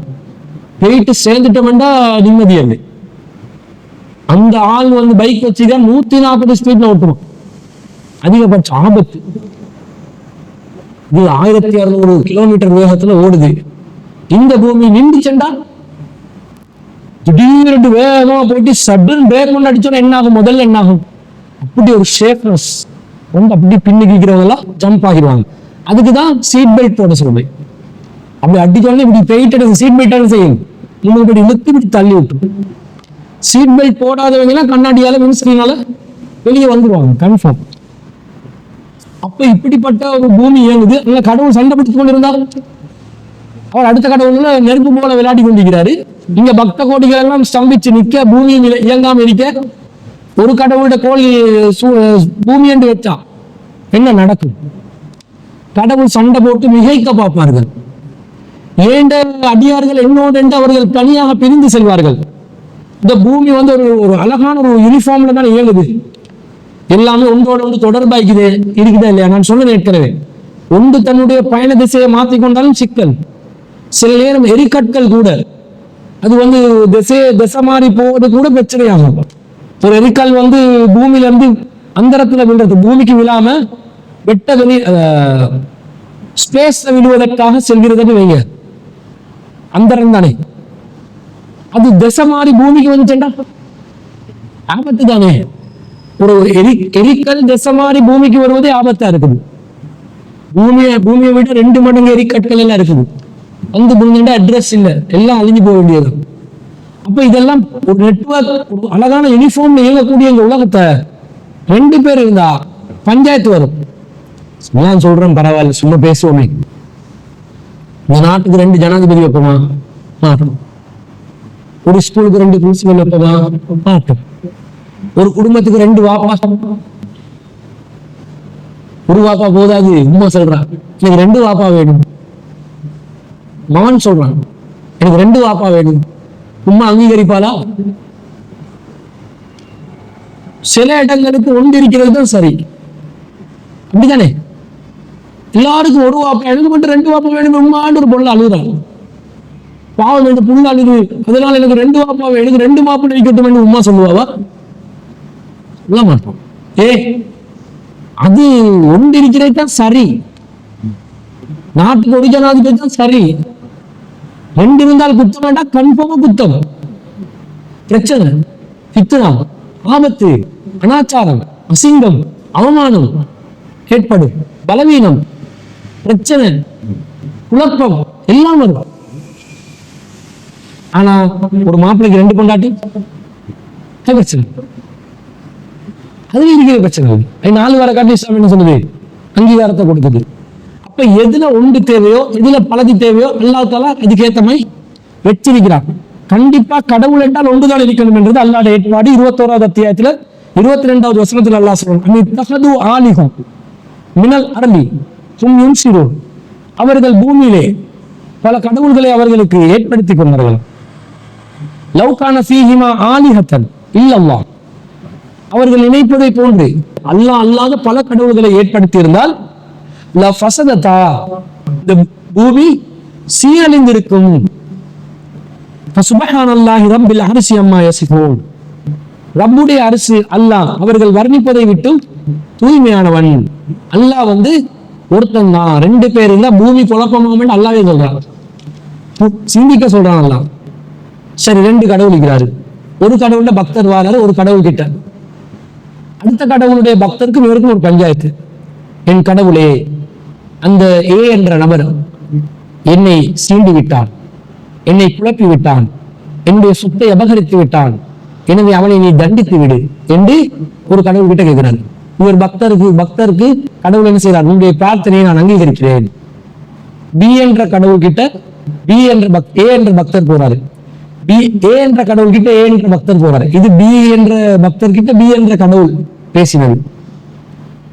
அவர் பக்தர் சொல்றாரு ஏ கடவுள் கிட்ட, கடவுளே, இந்த பி என்ற பக்தர் இருக்கிறாரே, அவர் எனக்கு தர வேண்டிய சில காசு பணம் இருந்துச்சு, இது தராம விட்டதுனாலதான் அவனுடைய சொத்தை நான் அபகரித்தேன். நீ கூடையாவது அடுத்த அவனுக்கு பாடம் முடிச்சு கொடுக்கணும். ஆனா அவன் இப்ப என்னை அழிப்பதற்காக முயற்சி செய்து கொண்டிருக்கிறான், நீதான் என்னை காப்பாற்ற வேண்டும் என்று சொல்லி அவனுடைய கடவுள்கிட்ட பி கடவுள்கிட்ட சொல்றான், ஏ கடவுள்கிட்ட. ஏ கடவுள்கிட்ட காப்பாற்ற சொல்லி கோரிக்கை, பி கடவுள்கிட்ட அழிக்க சொல்லி கோரிக்கை. ரெண்டு கடவுள்களுக்கும் ரெண்டு பக்தரும் ரொம்ப நெருக்கமானவர்கள். ரெண்டு கடவுளும் ரெண்டு பக்தருடைய பிரார்த்தனைகளையும் அங்கீகரித்தால் என்ன நடக்கும்? ஒருத்தர் காப்பாற்றப்பட வேண்டும் அல்லது அழிக்கப்பட வேண்டும். காப்பாற்றப்படுபவர் ஒருத்தர். எந்த கடவுள் யாரை காப்பாற்றுகிறார்? எப்படி காப்பாற்றுவார்? ஒரு கடவுள் காப்பாற்றினால் மறு கடவுள் அழிப்பதற்காக வருவார். காப்பாற்றப்படுவதும் அழிக்கப்படுவதும் ஒரே நபராக இருப்பதனால இங்க பிரச்சனை ஒன்று உருவாகும். காப்பாற்றப்பட்டால் அழிக்கப்படுவதற்காக அங்கீகாரம் பெற்ற இந்த துஆவை, பிரார்த்தனை அங்கீகரித்து கடவுள் தோல்வி அடைகிறார். அழிக்கப்பட்டால் காப்பாற்றப்படுவதாக அந்த பிரார்த்தனையை அங்கீகரித்த கடவுள் தோல்வி அடையும். கடவுளுக்கு தோல்வி இருக்கலாமா என்றது லாஜிக்கான ஒரு கேள்வி. இருக்கையா இதை பார்க்கணும். தோல்வி ஏற்படும் கடவுள். அடுத்தது என்ன? கடவுளே ரெண்டு இருந்தா மனிதர்கள் கடவுளின் பெயரால் பிரிந்து விடுவார்கள். கட்சி உருவாகும், ஜாதி உருவாகும், மதம் வேறுபாடுகள், இன வேறுபாடுகள் உருவாகும். அந்த கடவுளுடைய அந்த மதம், இந்த கடவுளுடைய இந்த மதம், அந்த கடவுளுடைய அந்த இனம், இந்த கடவுளுடைய இந்த இனம். நாங்கள் எல்லாம் ஒரே இனமாக மனிதர்கள் இருப்பதற்கு காரணம் யாரு? அல்லாஹ்வன் ஒருவனாக இருப்பது. ஒன்றே குலம் ஒருவனே தேவன். ஒரே குலம் தான் நாங்கள் எல்லாம், மனித குலம். ஒருவனே தேவன், அவன் கடவுள் அல்லாஹ். அதனால்தான் சமத்துவம் எங்களிடம் இருக்கிறது. அதனால்தான் ஒற்றுமை எங்களிடம் இருக்கிறது. அதனால்தான் தீண்டாமை எங்களிடம் இல்லை. அதனால்தான் ஜாதி வேறுபாடு எங்களிடம் இல்லை. அதனால்தான் உயர்வு தாழ்வு எங்களிடம் இல்லை. ஒரு சகன்ல சாப்பிடுறோம், அடுத்தவன் குடிச்ச கப்புல நாங்களும் வாய் வச்சு குடிப்போம். நஜீஸ் பார்க்க மாட்டோம் முஸ்லிம்கள். நம்மாக்கள் முஸ்லிம்களுக்கு மட்டும்தான் அப்படி செய்வான். முஸ்லீம் அல்லாதவாண்டா கழிவுதான் எடுப்பான். இப்பதான் மாறி இருக்குது. ஒரு காலத்துல அது இருந்துச்சு. அப்ப அப்படி பார்க்க கூடாது. மனிதர்கள் என்று வரும்போது அனைவரும் செய்யணும். அதுக்காக ஒத்த சாக்கடையில இறங்கி வரான், அவன் குடிச்ச இடத்துல இருந்து நான் வாய வச்சு கொடுப்பேன். அது துப்புரவு, வெளிப்படையான துப்புரவு பார்க்கணுமா இல்லையா? அது வேற. அது உடல் ரீதியான துப்புரவு பார்க்கறதை தவிர மனிதன் இடம் ரீதியாக தாழ்ந்தவர் என்ற அந்த அசுத்தம் பார்ப்பது இஸ்லாத்தில் கிடையாது. அப்ப இந்த மாதிரி இஸ்லாம் குல வேறுபாடு இல்லாமல் இருப்பதற்கு காரணம் ஒரு கடவுள் கொள்கைதான்.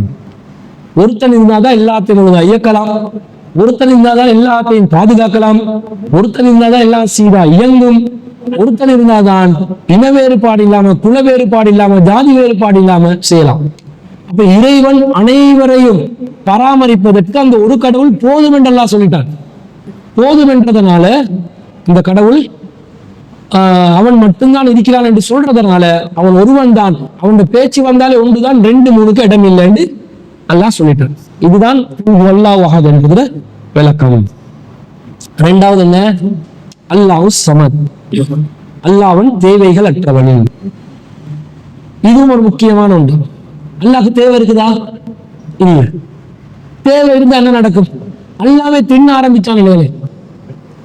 அல்லாஹ் சாப்பிடுகிறான் என்று வந்தா என்ன நடக்கும்? நாங்களே சாப்பிடுற சாப்பாடுக்கு சில பேர் அடிப்பான சாப்பாடு செம்ம அடி. எனக்கு தெரிஞ்ச என் ஃப்ரெண்ட் ஒருத்தன் இருந்தான். ஒரு தடவை என் கண் முன்னாடி 34 துண்டு புட்டு தின்றான். அது பௌசரான்னு தெரியல, ஊத்தபாலி. அது குப்பை கூலம் தானே, இறக்குறோம். அந்த நேரத்துல நாங்களும் சாப்பிடுவோம். அந்த பொடிய மகள் டீனேஜ் பருவத்துல ஒரு நோய் ஒன்று இருக்கும் என்னன்னா, அது நல்ல சகன்ல இருந்து நிறைய போஸ்டோப் வைப்பான். போஸ்டோப் சாப்பாடு வீட்டுக்கு போனா எங்களோட தான் பார்ப்பான். வந்துட்டாங்க முடிஞ்சு சாப்பாடு. சுப்பை தருவான். நோம்பு டைம்ல சொல்லும் போது பசி வந்துருமோ தெரியும் அவனுக்கு. வெறும் சோத்துக்கு சுப்பை போட்டு தின்னுவான். எனக்கு தெரிஞ்சதுக்கு அதிகபட்சம் 8 போஸ்கோப்பை சாப்பிட்டுக்கிறோம் நாங்க 4-5 பேர் சேர்ந்து. ஃபர்ஸ்ட்டுக்கு ஒரு சகான் எக்ஸ்ட்ரா 8 போஸ்கோப்பை திண்டு எல்லாரும் விட்டு சத்தி எடுக்கலாம். வேலை இப்படி வந்து ஒருத்தன் இப்படி சாப்பிடும்போது சகன்ல அப்படி சுப்பை ஊத்திட்டான். சுப்பு மிதங்குது. இப்படி அள்ளும் போது அப்படி தண்ணி சுப்பெல்லாம் கொத்துது.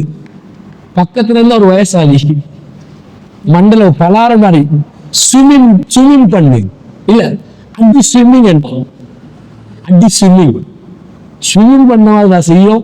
தின்னதாண்டா வந்திருக்கிறோம். இப்படியாடா சுப்பு ஊத்துறது. இப்படி சாப்பிடுறவங்க இருக்கிறாங்க. கவனம்.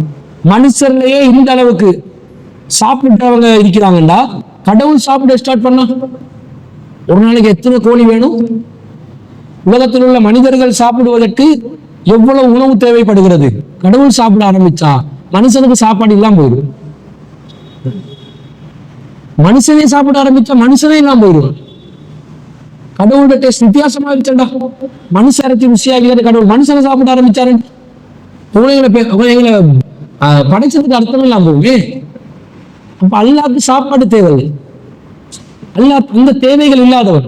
அல்லாஹ் சொல்றான் அவனுக்கு உணவுகள் அவசியம் இல்லை, அவன் தான் உங்களுக்கு உணவளிக்கிறான். அவனுக்கு நீங்க எப்படி உணவளிப்பீங்க? அம்மாக்கள் என்ன செய்யறான்? கோயிலுக்கு போறதா இருந்தா தேங்காய் எடுத்து போகணும், சர்ச்சுக்கு போறதா இருந்தா மெழுகுவத்தி எடுத்து போகணும், இதே பன்சலைக்கு போறதா இருந்தா பூ எடுத்து போகணும் அல்லது தண்ணி எடுத்து போகணும். நம்ம தர்காக்களுக்கு போறதா இருந்தா பால் எடுத்து போகணும் அல்லது தேன் எண்ணெய் எடுத்து போகணும். தேன் இல்லை எண்ணெய் கேட்கிறானா இல்லையா? எண்ணெயை தடவு, எண்ணெயை ஊத்து, பாலை ஊத்து, நல்லா ஹைலாண்ட் பேக்கெட் பாலை கொண்டு போயிட்டு ஊத்துவாங்க. அந்த பாலை பங்கிடுவாங்க. அப்படியே பாலெல்லாம் முடியும் போது கீழே பள்ளி இருக்கு, முடிஞ்சுக்காது. எண்ணெயை தடவி நாக்குல வைக்க சொல்லுவான். எண்ணெயை ஊத்தி விளக்குல அந்த எண்ணெய் எடுத்து நாக்குல, களத்துல, நெத்தியில விபூதி வைக்கிற மாதிரி விபூதி. அப்படிதான் நம்மாக்கள் கொப்பிக்கட் சமூகம் தானே. கோயில்ல பஜனை ஓதுனா எங்கடாக்கள் மௌனூத் ஓதுறான். அவனும் 12 நாள் நாங்களும் 12 நாள். எப்படி ஒத்துமை? அவங்க கருப்பு கொடி, நாங்க பச்சை கொடி. அவங்க விபூதி, நாங்க சந்தனம். அவங்க நெத்தியில, நாங்க களத்துல. ஒத்துமை. அவங்க பூஜை செய்ய பொருட்களை பிரசாதம் அனுப்புவாங்க. நம்மாக்கள் நியத்து சோறு, அவனோட பிரசாதம் பாருங்க கொஞ்சம் கொஞ்சம் தான் பங்கிடுவாங்க. எங்களை நியத்து சோறு பாருங்க கொஞ்சம் கொஞ்சம் தான் கொடுப்போம். நியத்து சோறு ஒரு சாதம் அனுப்புவாங்களா? மௌனூத் ஓதுறாங்க, மீனாது கொண்டாடுறாங்க, தந்தூரி கொடுக்குறாங்க, அந்த வீட்டுக்கு ஒரு சகான் நியத்து சோறு அனுப்புவாங்களா? நியத்து சோறு சின்ன பேக்ல தான் இருக்கு, 50 ரூபா சொப்பின் பேக்ல இருக்கு. ஏன்? பிரசாதம். அது கொஞ்சம் கொஞ்சம் தின்னு. கீழே நியத்து சோறு இருந்தா அசடு அவங்க அபசுகணும் நமக்கு அசடு இப்படி ஒத்துமை. அவங்கள யாராவது பிராமணர்கள் உயர்ந்த குலம் வேண்டுவாங்க, வைஷ்ணவர்கள் தலித்துகள் தாழ்ந்த குலம் வேண்டுவாங்க. அது அவங்களோட மத வேட்பாடு, வர்ணாஸ்வரம், தர்மம், அது அவர்களுடைய கொள்கை, நமக்கு தேவையில்லை. ஆனா பிராமண இனத்தவர்களை கீழ் ஜாதி யாராவது பிராமண இனத்தவர்களை மேல்பட்டா அந்த கீழ் ஜாதி உள்ளவர் என்ன செய்யணும்? அவரை தொட்டு மன்னிப்பு கேட்கணும். எங்கடாக்கள் கிட்ட அந்த பழக்கம் மிகுதா இல்லையா? கால்பட்டா யாராவது அப்படி செஞ்சா கண்ணத்துல ஒரு கண்ணத்துல அறையக்கூடாதுன்ட்டாங்களே சொல்லலாம். என்ன செய்ய? நீ வணங்குறியா? உன்னை விட நான் உயர்ந்த ஜாதி என்று சொல்றியா? தொட்டு மன்னிப்பு தொட்டு மூடுவாங்க. சரி, ஒரு பொம்பளோட கால் பட்டுச்சு, ஒண்ணுமே இல்லை, தொட்டு மூடுவியா? தொட்டு மூடு பாருனே, அடி உழும், செருப்பு பீயும். அப்ப இஸ்லாம் இப்படி ஒரு வழி காட்டுமா? அப்ப இவங்க என்ன செய்யறாங்க? புதுசா ஏற்படுத்துறாங்க. அப்ப கடவுளுக்கு இந்த மாதிரி பிரசாதம், காணிக்க, இதெல்லாம் தேவை. நாங்க அஜில குர்பான் கொடுக்குறோம், அல்லாஹ்க்காக கொடுக்குறோம். குர்பான் அல்லாஹ்க்காக கொடுக்குறோம். இறைச்சி அல்லாஹ்க்காக கொடுக்குறோம்னு கேட்டேன். யாருக்கு கொடுக்குறோம்? நாங்க தான் சாப்பிடுறோம். அல்லாஹ் சொல்றான், லை யனால் அல்லாஹ் லுஹூமுஹா வலா திமாஹுஹா வலாக்கின் யனால் அல்லாஹ் தக்வா மின்கும். உங்களோட இறைச்சியோ அதனுடைய இறைச்சியோ அல்லது ரத்தமோ அல்லாவே சென்றடையாது. ரத்தம் பலி இல்லை, பூஜை இல்லை.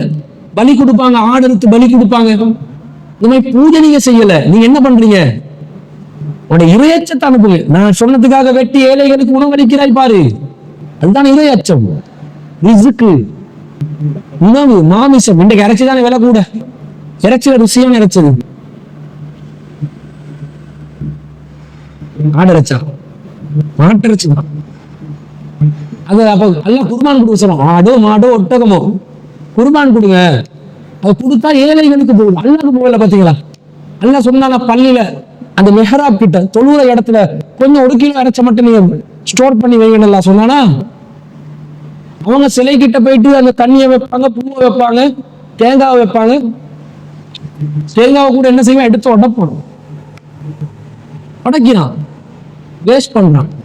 பாலை ஊத்துறான் சிலையில, வேஸ்ட் பண்றான். ஏழைகள் சாப்பாடு இல்லாம பட்டினியில கிடந்து சாகுறாங்க நிறைய நாடுகள். இங்க பாலை வேஸ்ட் பண்றான்.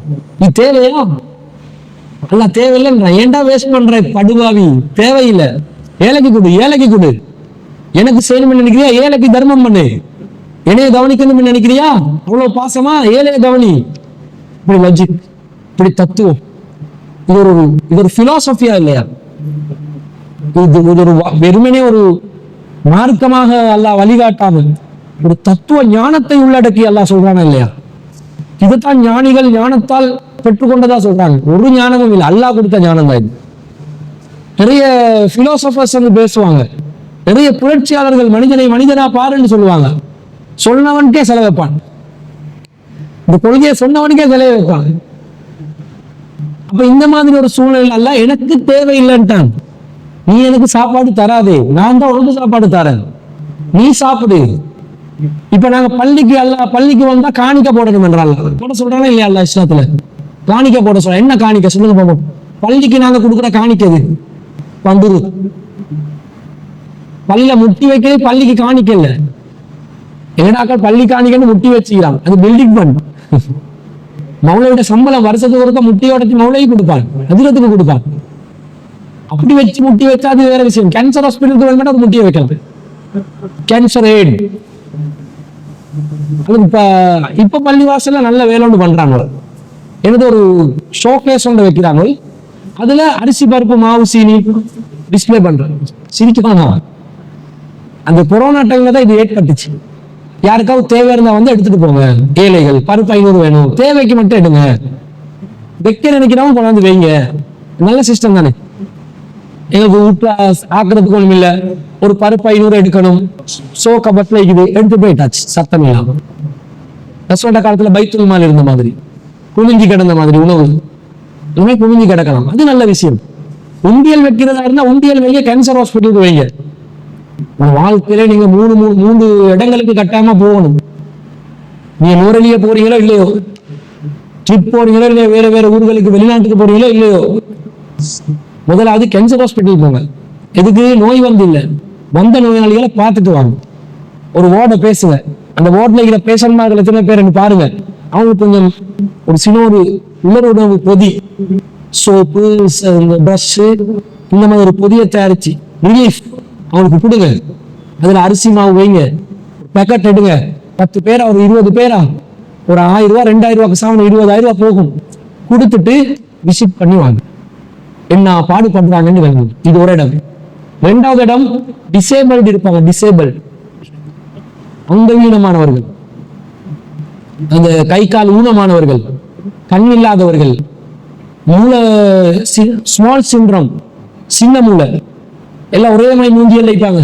அந்த ஸ்மால் சிண்ட்ரம் பேஷண்ட் இவங்களை பார்த்து வாங்க. உங்களுக்கு அல்லா தந்திக்கிற நியமத்தை என்னென்று விளங்கும்.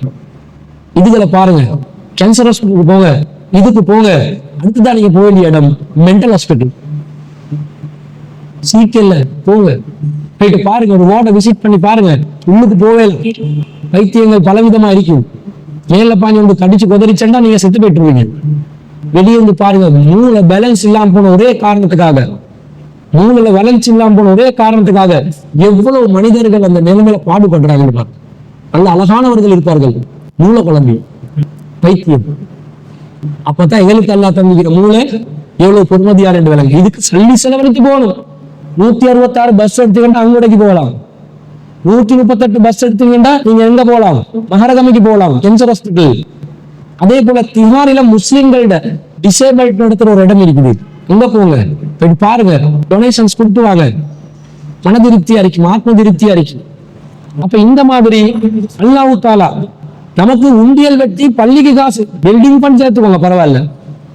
மற்றபடி காணிக்க நாங்க அல்லாஹ்க்கு கொடுக்கறது இல்ல. காணிக்க கொடுக்கறதா இருந்தா, முட்டி வைக்கிறதா இருந்தா, உண்டியல் வைக்கிறதா, இந்த மாதிரி பொது விஷயங்களுக்கு வைக்கலாம். அல்லாஹ்க்கு நாங்க செலுத்துற காணிக்க என்ன தெரியுமா? 2 ரக்காத் தஹியத்துல் மஸ்ஜித். பள்ளிக்கு வந்தா நாங்க என்ன செய்யணும்? 2 ரக்காத் காணிக்கையாக தொழ வேண்டும். அல்லாஹ்வுடைய பள்ளி வாசலுக்கு காணிக்கையாகவே தொழுகையத்தான் அல்லாஹ் காட்டுறான். இப்படி ரேஷனாலிட்டி ஒன்றுகிறது, இப்படி லாஜிக்கா இருக்குதுன்னு பாருங்க. எனக்காக காணிக்க போடணுமா? 2 ரக்காத் தொழு போதும். நீ கோடி கோடியா கொட்ட தேவையில்லை, இந்தியில நிரப்ப தேவையில்லை, காணிக்கையார் என்ற தொழு அது போதும். நாங்க தொழுறதுனால அல்லாட இந்த வல்லமை கூட போவதில்லை, நமக்குத்தான் நல்லது. இன்ன ஸலாத்து தன்ஹானில் ஃபஹ்ஷாஇ வல் முன்கர், தொழுகை மானக்கேடான விஷயங்களையும் அருவருக்கத்தக்க விஷயங்களையும் தடுக்கிறது. அருவருக்கத்தக்க அனாச்சாரமான மானக்கேடான விஷயங்கள் எங்களுக்கு போகும், தொலை கெட்ட எண்ணங்கள் இல்லாமல் போகும். அதுக்குதான் தொழுக. அல்லாஹ்க்கா தொழுக? நாங்க தொழுறதுனால அல்லாட அரிசில ஏதாவது ஒரு பல்ப் ஒன்று எக்ஸ்ட்ராவா பத்துமா? இந்த அடியார் தொழுது விட்டார், எனர்ஜி ஏறிவிட்டது. உங்களுடைய பிரார்த்தனைகள், துவாக்கள், ஓதுதல்கள், வணக்கங்கள், இதுதான் என்னுடைய சக்தி, நான் இயங்குவதற்கு இது தேவை. எனவே என்னுடைய அடியார்களே, நீங்கள் இந்த சக்தியை கூட்டுங்க என்று அல்லாஹ் தஆலா தொழ சொல்றான். ரசூலுல்லாஹ் சொல்றாங்க, மனிதர்கள் அனைவரும் சேர்ந்து அல்லாஹ்வை வணங்குவதாக முடிவெடுத்தாலும் அல்லாஹ்வுக்கு அதனால் எந்த பாதிப்பும் ஏற்பட போவதில்லை, எந்த சக்தியும் அல்லாஹ் கூட போவதில்லை. வணங்குவதில்லை என்று முடிவெடுத்தாலும் அல்லாஹ்க்கு அதனால் எந்த பாதிப்பும் ஏற்பட போவதில்லை, எந்த ஒரு சக்தியும் அல்லாஹ் குறைவதில்லை. தொழுவது நமக்காக, அல்லாஹ்க்காக நாங்கள் தொழுவது எங்கன பக்குவப்படுத்திக் கொள்ள, எங்கட மனசை நல்லதாக்க, எங்கட வாழ்க்கையை ஒழுக்கமாக்க. இப்படி அல்லாஹ் தேவை எல்லா விதத்திலையும் பாருங்க, அல்லாஹ் தேவையற்றவன். இது தேவைகள் அற்றவன் என்றதுல வருது. 3வது வசனம், லம் யலித் வலம் யூலத், அவன் யாரையும் பெறவும் இல்லை, யாருக்கும் பிறக்கப்படவும் இல்லை. அவன் யாரையும் பெற்றெடுக்கவும் இல்லை, யாருக்கும் அவன் பெற்றெடுக்கப்படவும் இல்லை. அல்லாஹ் தஆலா யாரையாவது பெற்றெடுத்திருந்தா என்ன நடக்கும்? பெற்றெடுத்தல் என்று வந்தால் என்ன வரும்? அல்லாஹ்க்கு இச்சைக்குதன் வருமா? என்ன பெற்றெடுக்கிறதுக்கு அல்லாஹ்க்கு என்ன தேவை? பெற்றெடுப்பதாக இருந்தா அல்லாஹ்க்கு பொண்டாட்டி தேவை தானே. மத்தசபத்தும் வலா வலது, அல்லாஹ் தஆலா மனைவியையும் பிள்ளையும் ஏற்படுத்திக் கொள்ளவில்லை. அல்லாஹ்க்கு மனைவி இல்லாமல் இருக்கு, எப்படி பிள்ளை இருக்கும் என்று அல்லாஹ் கேட்குது. பிள்ளை என்று சொன்னாலே தாய் வந்து வரணுமா இல்லையா, தந்தை வரணுமா இல்லையா? அதானே தாய் தந்தை பிள்ளை. விதிவிலக்காக அல்லாஹ் தஆலா ஈசா அலைஹிஸ்ஸலாத்தை தந்தை இல்லாம பிறக்க வச்சாங்க, தாய் இருந்தது. ஆதம் அலைஹிஸ்ஸலாத்தை முழு மனுஷனாக விதிவிலக்காக படைத்தான், துவக்கத்தை மண்ணில் இருந்து உருவாக்கினான். ஆனா அல்லாஹ் தஆலா தனக்கு எந்த பிள்ளையும் ஏற்படுத்திக் கொள்ளல. காரணம் பொண்டாட்டி இல்ல, பொண்டாட்டி ஏற்படுத்தல, காரணம் தேவைகள் இல்லை. இச்சை என்பது ஒரு தேவைதானே, செக்ஷுவல் ஃபீலிங்ஸ் என்பது ஒரு தேவைதானே. அது இருந்தா தானே புள்ள என்ற அவுட்புட் வரும். அதையும் பாருங்க, அல்லாஹ் தஆலா சும்மா விட்டாண்டாக்கா இவன் இஷ்டத்துக்கு வாழ்ந்துருவான். அதனால அதுக்கு ஒரு அவுட்புட்டை வச்சுக்க, இந்த ஃபீலிங்க்கு வடிகாலாக அவுட்புட் வந்து அப்பதான் கண்ட்ரோலா இருப்பான். இல்லாட்டி ஊரு மேஞ்சிடுவான், பாவி பெயர் ஊரை மேஞ்சி மேஞ்சி வாழ்ந்து கொண்டே இருப்பான். புள்ளி பெற்றுக் கொள்வது அந்த ரிசல்ட்டா புள்ளன்றது உருவாகாதே. அதனால இஷ்டத்தை ஒத்தனை வேலை கல்யாணமும் முடிக்க மாட்டான். பொம்பளைகளுக்கு அப்ப பாதுகாப்பும் இல்லை, வாழ்க்கையும் இல்லை, அன்பும் இல்லை, அரவணைப்பும் இல்லை. பெண்கள் இயந்திரமாகுவார்கள், மெஷின். புள்ள பெற்று கொடுக்குற மெஷின் இல்ல, இச்சை தீர்க்கும் மெஷின்களாக பெண்கள் மாறிவிடுவார்கள். எல்லா பெண்களோட கண்ணியத்தை ஏற்படுத்துறதுக்கு தானே குழந்தை என்ற பாக்கியத்தை எல்லாம் பெண்களுக்கு கொடுத்துக்கிறாங்க. நம்மளை நோக்கி வந்தா கல்யாணம் முடிச்சு வரணும், காரணம் குழந்தை பிறக்கணும், குழந்தை பிறக்கும். உங்களுக்கு தானே தெரியும் எப்ப வந்து அந்த பிளட் சர்க்குலர் ஆகுற டேட்ஸ் பொய்ய விட்டுட்டு பெற்றெடுக்கிறதுக்குரிய ஏற்பாடு செய்யலாமா இல்லையா? குறிப்பாக மாதவிடாய் வந்த நாள்ல இருந்து 11வது தேதியிலிருந்து 18வது தேதி வரைக்கும் உள்ள நாட்கள் பெண்கள் முட்டை பொறிக்கிற நாட்கள். அதிகமாக குழந்தைகளை பெற்றுக் கொள்வதற்கான வாய்ப்பு சந்தர்ப்பம் உள்ள நாட்கள் அந்த 11 இருந்து 18 வரை காட்டுள்ள நாட்கள். குழந்தை பெற்றுக் கொள்வதை தவிர்ப்பவர்கள் அந்த நாளை அவாய்ட் பண்ணுவாங்க, அல்லது அந்த நாள்ல பாதுகாப்பாக இருப்பார்கள். ஜெனரல் நாளை தெரிந்து கொள்ள வேண்டிய விஷயம் தானே. ஏன் இதெல்லாம் இந்த டேட்ஸை மறைச்சு விட்டாங்கன்ற பெண்கள்? இல்ல, இன்னைக்கு 2வது நாள் குழந்தை பெற்றுக்கொள்ள வைக்க இயலுமா? அல்லாத நாட்டத்துல குழந்தை வரும், அதுக்குரிய சபபை உருவாக்க இயலுமா? உருவாக்கலாம். அப்ப இந்த அவுட்புட்ன்றது பெண்களிடம் இருப்பதனால் பெண்கள் பாதுகாப்பு பெறுகிறார்கள். பெண்ணுக்கும் தெரியும் கண்டறிண்டமாய் வாழக்கூடாது. அவுட்புட் குழந்தை மாறி கீழே நின்று சென்று வைங்க, அவ்வளவுதான் கதை. அதுக்கப்புறம் வாழ்க்கை அவனோடயே வாழ வேண்டி வரும். கவனமா இருந்துக்கோ, கண்டவனுக்கு குழந்தை பெற்றுறாது. பாதுகாப்போடு இது ஒரு பாதுகாப்பு இந்த சிஸ்டம் மனுஷனுக்குள்ள இருக்குதுன்னா குழந்தை பெற்றுக் கொள்றதுக்குரிய ஒரு அடிப்படை மனைவி. மனைவி மூலமாக குழந்தை வரும். அப்ப இச்சை வேணும். மனைவியை நெருங்கிறதா இருந்தா இச்சை தேவை, எதிர்ப்பால் கவர்ச்சி தேவை, அதுக்கு ஒரு ஃபீலிங் தேவை. அது அல்லாஹ் இருந்தா அஸ்தக்ஃபிருல்லாஹ் நஊது பில்லாஹி பின்னாஸ். நினைச்சும் பார்க்கலாமா அல்லாஹ் தூய்மையானவனா இல்லையா? அந்த மாதிரி அட்டமான ஒரு சுகம் தானே. பொண்டாட்டிக்கு அடிச்சு விரட்டுவான், ஆனா அந்த டைம்ல ரொம்ப ஒரு நல்ல உள்ளமா சுரக்கமா இருக்கும். அவனுக்கு கரண்ட் முறையோட கண்ணெல்லாம் இல்லாம போயிருக்கு.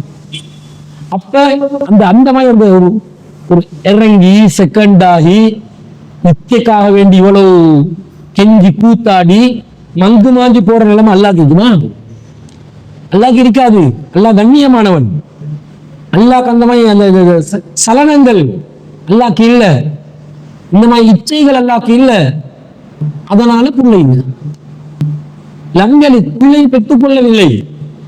ஆனா நீங்க உலகத்துல பாருங்க, மதங்கள், பிரபல மதங்கள்ல பெரும்பாலும் கடவுளுக்கு பிள்ளை இருப்பதாக சொல்வார்கள். எப்படி சொல்லுவாங்க கடவுளுக்கு பிள்ளை இருப்பதாக? கிறிஸ்தவர்கள் கடவுளுக்கு பிள்ளை இருப்பதாக சொல்றாங்க. இயேசுநாதர் கடவுளின் பிள்ளை. எப்படி பிள்ளை? புதிய ஏற்பாட்டுல ஜான் என்ற ஒரு சாப்டர் இருக்குது, சுவிசேஷம். அதுல 3வது அதிகாரத்துல 16வது வசனத்துல கர்த்தர் இந்த உலகத்தை அதிகமாக நேசித்தார், எனவே தான் ஈன்றெடுத்த குழந்தையை இந்த உலகத்துக்கு அனுப்பினான். He has sent to this world his begotten son. begotten என்ன? பெற்றெடுத்த பிள்ளையை, ஜாத்தக புத்திரையானான். பெற்றெடுத்த பிள்ளை, ஈன்றெடுத்த பிள்ளை. ஈன்றெடுத்தா மனைவியை வச்சு கடவுளே ஈண்டெடுத்தா கடவுளே கர்ப்பமானமாய் ஆகுமே. மனைவியை வச்சு ஈண்டெடுத்த மாதிரி தானே வருது. அப்ப மரியம் அலைஹிஸ்ஸலாம் அவர்கள், மரியாள் அவர்கள் கர்த்தரின் பொண்டாட்டியா? அப்ப இப்படி ஆகலாமா? மனிதர்கள்ல கடவுளுக்கு துணையா? கடவுளுக்கு துணை இல்லை. அல்லாஹ் தஆலா சொல்றான், ரஹ்மான் வலதா, அர்-ரஹ்மான் அளவற்ற அருளாளன் பிள்ளைகள் ஏற்படுத்திக் கொண்டதாக அவர்கள் சொல்கிறார்கள். சூரத்து மரியம் 88வது 19வது அத்தியாயத்தில் 88வது 89வது 90வது வசனங்கள் இப்ப சொல்றது. லகத் ஜீதும் ஷைஅன் நித்தா, கடுமையான அவதூறை அவர்கள் கொண்டு வந்து விட்டார்கள். தகாது ஸமாவாத்து யதஃபத்தர்ன மின்ஹு, இந்த சொல்லை கேட்டு வானங்கள் இடிந்து விழ பார்க்கின்றன. வதன் ஷக்கல் அர்லு, பூமி பிளக்க பார்க்கிறது. வதஹிருல் ஜிபாலு அத்தா, மலை அப்படியே சுக்குநூறாக பார்க்கிறது. அன்தஅவு லிர்ரஹ்மானி வலதா, அளவற்ற அருளாளனுக்கு பிள்ளை இருப்பதாக அவர்கள் வாதிடுவதனால், கற்பனை செய்வதனால் வானம் இடிந்து பூமி பிளந்து மலைகள் சுக்குநூறாக பார்க்கிறது. வமா யம்பகி லிர்ரஹ்மானி அன் யத்கித வலதா, அளவற்ற அருளாளனுக்கு பிள்ளைகளை ஏற்படுத்திக் கொள்ள வேண்டிய எந்த அவசியமும் இல்லை. அல்லாஹ்க்கு தேவை இருக்கு. அல்லாஹ் எப்படி கேட்கிறாங்க பாருங்க. இப்படி இருக்க நம்ம மக்கள் கிறிஸ்துமஸுக்கு வாழ்த்து சொல்றோம். கிறிஸ்துமஸ், ஹாப்பி கிறிஸ்துமஸ் என்றாங்க. சந்தோஷமான கிறிஸ்துமஸ். கிறிஸ்தன்னா கிரைஸ்ட், அவனோட கிரைஸ்ட் இயேசுநாதர் மஸ் பிறந்த நாள். கிரைஸ்ட் பிறந்த நாள், இயேசுநாதர் பிறந்த நாள், ஹாப்பி சந்தோஷமான வாழ்த்துக்கள் என்று முஸ்லிம்கள் சொல்லலாமா? எங்களுடைய இஸ்லாமிய கொள்கைப்படி, இனவாதத்துக்காக இல்ல. அவங்க நல்ல கிறிஸ்தவ மக்கள், நல்ல அன்பான மக்கள், பழகுறதுக்கு ரொம்ப மென்மையான மக்கள், நல்ல அருமையான மக்கள். கொள்கை ரீதியாக இந்த வேறுபாட சொல்றேன். கடவுளுடைய பிள்ளை பிறந்த நாள் அதான் அர்த்தம். அல்லாஹ் சொல்றான், வானம் இடிஞ்சு விழ பாக்குது. இத கேட்டாலே வானம் இடிஞ்சு விழ பாக்குது, பூமி பொழக்க பாக்குது, மலை சுக்குநூறாக பாக்குது. ஆனா இவங்க டைப் பண்றாங்க, வாட்ஸ்அப் மெசேஜ் அனுப்புறாங்க, பேஸ்புக்ல ஸ்டேட்டஸ் போடுறாங்க. என்ன வாழ்க்கை, என்ன கொள்கை, கொள்கை கெட்ட கோமாளிகள். முஸ்லீம்களா இவங்க? இவங்க முஸ்லீம்கள் என்று சொல்லலாமா? இதை சொன்னா நாங்க எக்ஸ்ட்ரீமா பேசுறோம். இது எக்ஸ்ட்ரீமிசம் இல்ல, இது மார்க்க விளக்கம். அவங்களோட நாங்க ரொம்ப அன்பா நினைக்கணும், கொள்கை தெளிவாய்க்கணும். இப்ப நீங்க ஒரு இந்துவோட பழகுறீங்க, ரொம்ப இறக்கம் அவங்களோட, சரியா? அன்பா இருக்கிறீங்க. நீங்க போயிட்டு அவங்களுக்கு மீன் கொண்டு, அவர் பிராமணர்கள், அவர்கள் ஐயர் குடும்பத்தினர்கள், நீங்க போயிட்டு மீன் 1 கிலோ வாங்கி கொடுப்பீங்களா? எடுப்பாங்களா? அவங்க உங்களோட இறக்கம், அவங்க அண்டை வீட்டார், நெருக்கமாக பழகுவார்கள். ஆனா நீங்க கொடுக்குற மீன் அவங்க சாப்பிடுவாங்களா? இறைச்சி 1 கிலோ 5 பேர் நாளைக்கு அனுப்பி எடுப்பாங்களா? குர்பான் பார்சல் எடுப்பாங்களா? அசடு என்ன அனுப்பிடுவாங்களா இல்லையா? எடுத்து போல் இந்த ஆத்துக்கு கொண்டு வராதே என்று விரட்டுவாங்களா இல்லையா? விரட்டுவாங்க. அப்ப அவங்க அவங்களோட எல்லையில இருக்கிறாங்க. அந்த அது இனவாதம் இல்லை, அது மார்க்க கொள்கை கடைபிடித்த. அதை நாங்களும் விளங்கணுமா இல்லையா? விளங்கணும். அப்ப எப்படி இத கடவுளுக்கு குமாரன் இருப்பதாக அவர்கள் சொன்னதை நாங்கள் அங்கீகரிப்பது? வக்காலத்தில் யஹூத் உஸைர் இப்னுல்லாஹ், யூதர்கள் சொல்கிறார்கள் உஸைர் அல்லாஹ்வின் மகன் என்று சொல்கிறார்கள். வக்காலத்தில் நஸாரா, கிறிஸ்தவர்கள் சொல்கிறார்கள் ஈசா அல்லாஹ்வுடைய குமாரன் என்று. மஸீஹ் இப்னுல்லாஹ், மஸீஹ் அல்லாஹ்வுடைய மகன் என்று சொல்கிறார்கள். அல்லாஹ் இதுக்கு ஆதாரம் எதையுமே தரல. இது மட்டும் இல்ல, எங்கடாக்களும் அல்லாஹ்க்கு பிள்ளையை ஏற்படுத்துறாங்க. எப்படி என்று கேளுங்களே. இவங்க முஹிதீன் அப்துல் காதர் ஜீலானிய புகழ்ற என்ற பேர்ல இவங்க என்ன செய்யறாங்க, நிறைய எழுதி வச்சுக்கிறாங்க. அதுல என்ன யாக்குத்பால இடம் பெறல, முஹிதீன் அப்துல் காதர் ஜீலானியுடைய புகழுக்காக வேண்டி சொல்றாங்க. என்ன சொல்றாங்க, ரசூலுல்லாஹ் மேராஜ் போனாங்களாம், அல்லாஹ்வோட பேசினாங்களாம். பேசும்போது ரசூலுல்லாஹ் கொஞ்சம் சத்தமா பேசிட்டாங்க. அல்லாஹ்க்கு காது கேட்காது தானே, ரசூலுல்லாஹ் சத்தமா பேசிட்டாங்களாம். அப்படியா இல்ல சொல்லணுமா, சரியண்டு இவங்க நினைச்சு அல்லாஹ்வோட சும்மா டெலிபோன்ல பேசுற மாதிரி பேசினேன். அல்லாஹ் முகமது பேசுறேன். தொட்டில அப்துல் காதர் ஜெயிலானி தூங்கி கொண்டிருக்கிறான். விளைச்சா அல்லாஹ் கிட்ட தொட்டிலில் அப்துல் காதர் ஜீலானியா என்ன சொல்ல வர்றாங்க, அல்லாட இல்ல சொல்ல வர்றீங்களா இல்லையா? எதுக்கு தொட்டில் அங்க கொண்டு போய் அரசு கிட்ட கொண்டு போய் தொட்டில வச்சு. அப்துல் காதர் ஜீலானி என்றவர் பக்தாத்ல வாழ்ந்த ஒரு மனிதர், ஒரு ஆலிம், ஒரு மௌலவி, ஒரு உஸ்தாத், ஒரு முதீர், ஒரு அரபு மதரசா நடத்தின ஒருத்தர், அவ்வளவுதான். அவரை ஜெயிலானிக்குள்ளே மிரக்கி பலங்கொடைக்கு வந்து போனார். அவரு ஜெயிலானி போவாங்களே, யா முராது யா முராது யா முராது என்று சொல்லி ஜெயிலானி மலையில ஏறி அந்த சுரங்கத்துக்குள்ள போவாங்க. ஏன்னா அதுக்குள்ள அப்துல் காதர் ஜீலானி தவம் இருந்தார்.